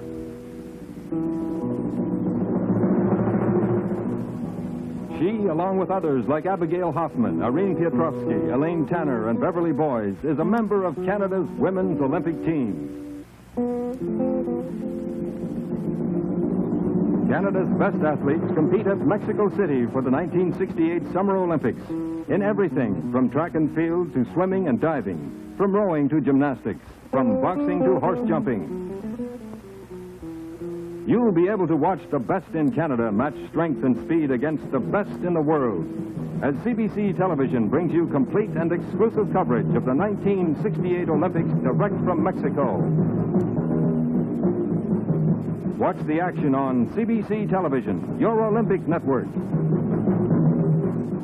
Watch the Olympics from October 12th to the 27th. Beck and the star for the Tigers today, Mickey Lolich. Thank you very much. We're down here talking to Mickey Lolich. Mickey, I don't know what to talk to you about. You're hitting or you're pitching? Well, I'd like to talk about the pitching. I think that's more of a class that I usually fall in. We were just talking just a moment ago, and you did a great job, but I think, now correct me, I think I've seen you have better stuff. Oh, you're right, Tony. In fact, I almost didn't pitch today's ball game. Overnight, last night, I developed an infection in my groin, and it sapped quite a bit of the energy out of me.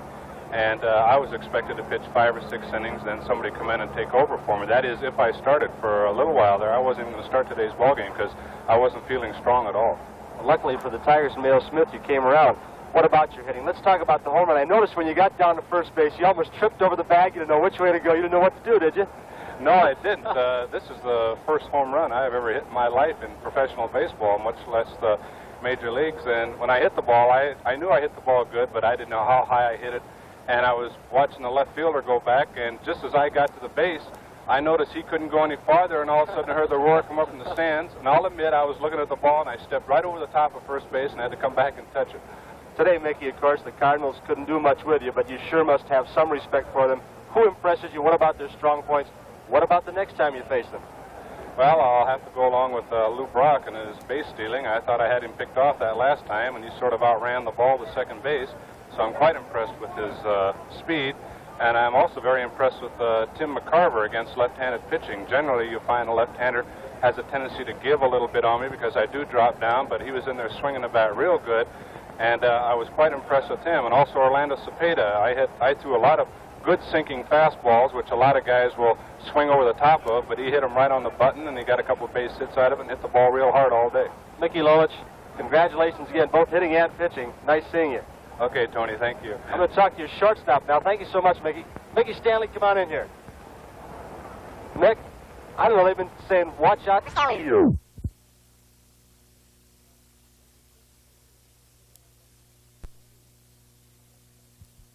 Play in the 6th inning. You look like you're right at home. Tony, thank you very much. I think yesterday getting the first ground ball of the game helped relax me a lot. As soon as I caught that and threw the runner out, I seemed to settle down a little bit. Mick, you know, I was kind of in the same kind of situation with Casey Stengel moving at different positions, but I had experience at short, and I knew the first series game I played in 57. I was nervous as could be and a lot of pressure, and I felt before yesterday's ball game, you must have been under more pressure. I know you were than anybody else in the ballpark. Well, I was, no doubt about it, I was nervous, Tony, and getting a base hit the first time up in the first inning relieved a little pressure. Then, like I say, getting that first ground ball and getting that out of the way relieved a lot of pressure. I didn't want to wait 4 or 5 innings before I got one. Then with runners on and take a chance of throwing one away. So I was glad to get it over with. Nick, what about the Cardinals? What about Brock in particular? He gets on first base and it rattles the pitcher, but it also rattles an infielder, doesn't it? It sure does. The fielder covering, I know myself when he was on first base, I was watching him more than I was the hitter. I was paying more attention to whether or not I should be covering the base or fielding the ground ball. I know I shouldn't be talking about yesterday, but I will just briefly. What about Bob Gibson? Have you ever seen anybody like Bob? No, Tony, I think he's the toughest pitcher I've ever faced. I'd hate to make it a steady diet facing him. He's tough. What about today? Nelson Browse has been a top winner for them. He was a little shaky today, but he's a pretty good pitcher, too. He certainly is. I know I never got one fastball down the middle all day long. He hit that outside corner, and he got his breaking ball over pretty well, too. Let's talk about the Tigers' plans, rather, for the third game, the opening game in Tigers Stadium. Who's manager Mayo Smith going to go with, or has he announced it yet? Earl Wilson's going to be the pitcher, for sure. And he, of course, does what, and what can we look for off Earl?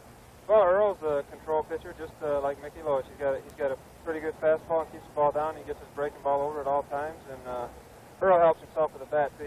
You can count on him having some rips up there tomorrow night. Talking about the bat, Mickey, I was talking to Wally Moses before the ballgame. I've never seen a change in a hitter as compared to you last year as compared to this year. You've just changed completely. You're hitting the ball so well.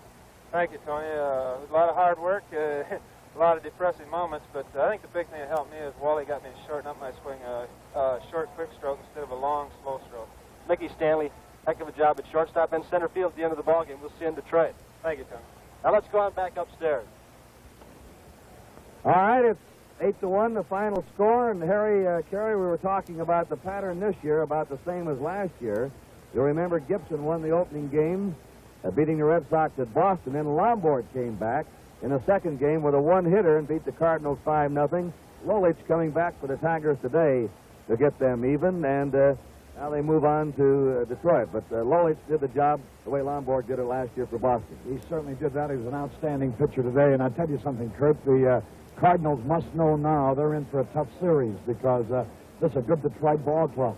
And as a matter of fact, even in the game the Cardinals won yesterday, you know, they didn't do too much hitting. They only had 6 hits, the same number they got today. So they know they're in a tough series, and now it goes over to Detroit. And one thing about the Cardinals I want to point out that each of the last 2 pennants they have won on the road. They won more games each year on the road than they did at home. So they won't exactly be pasties either over there in Detroit any more than Detroit was here in St. Louis.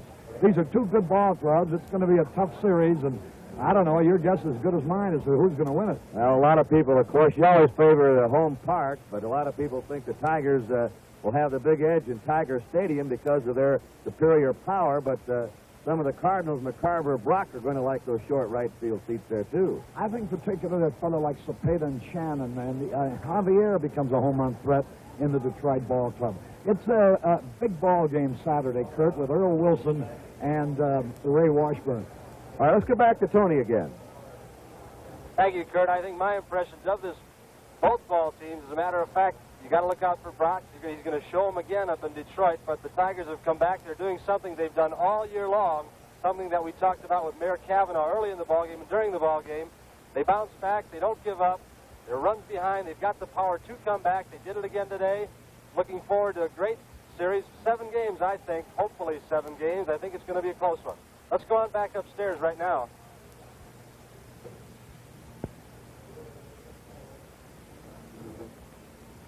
Incidentally, the last series victory by a Tiger team was the final game of the 1945 World Series.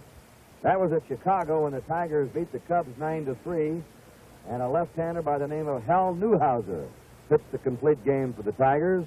And so some 23 years later, another left-hander, Mickey Lolich, wins the next Tiger World Series victory.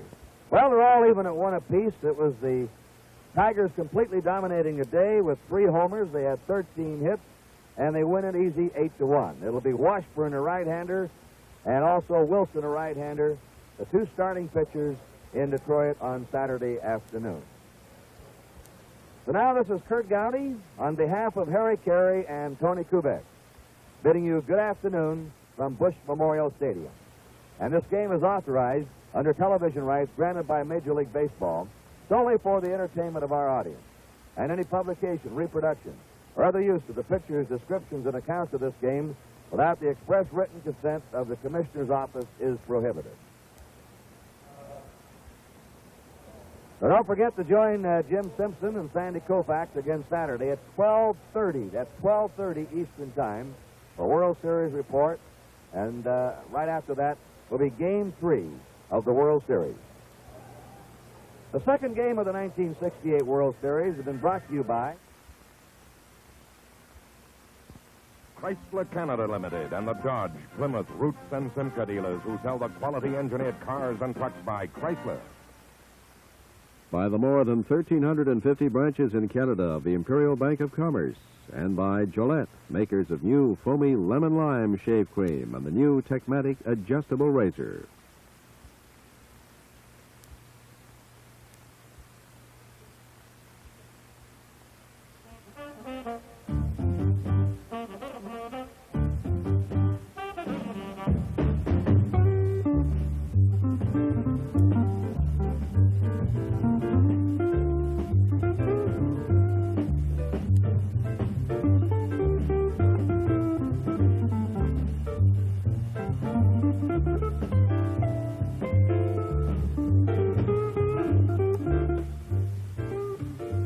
in Saturday for the third game of the World Series over the CBC network stations.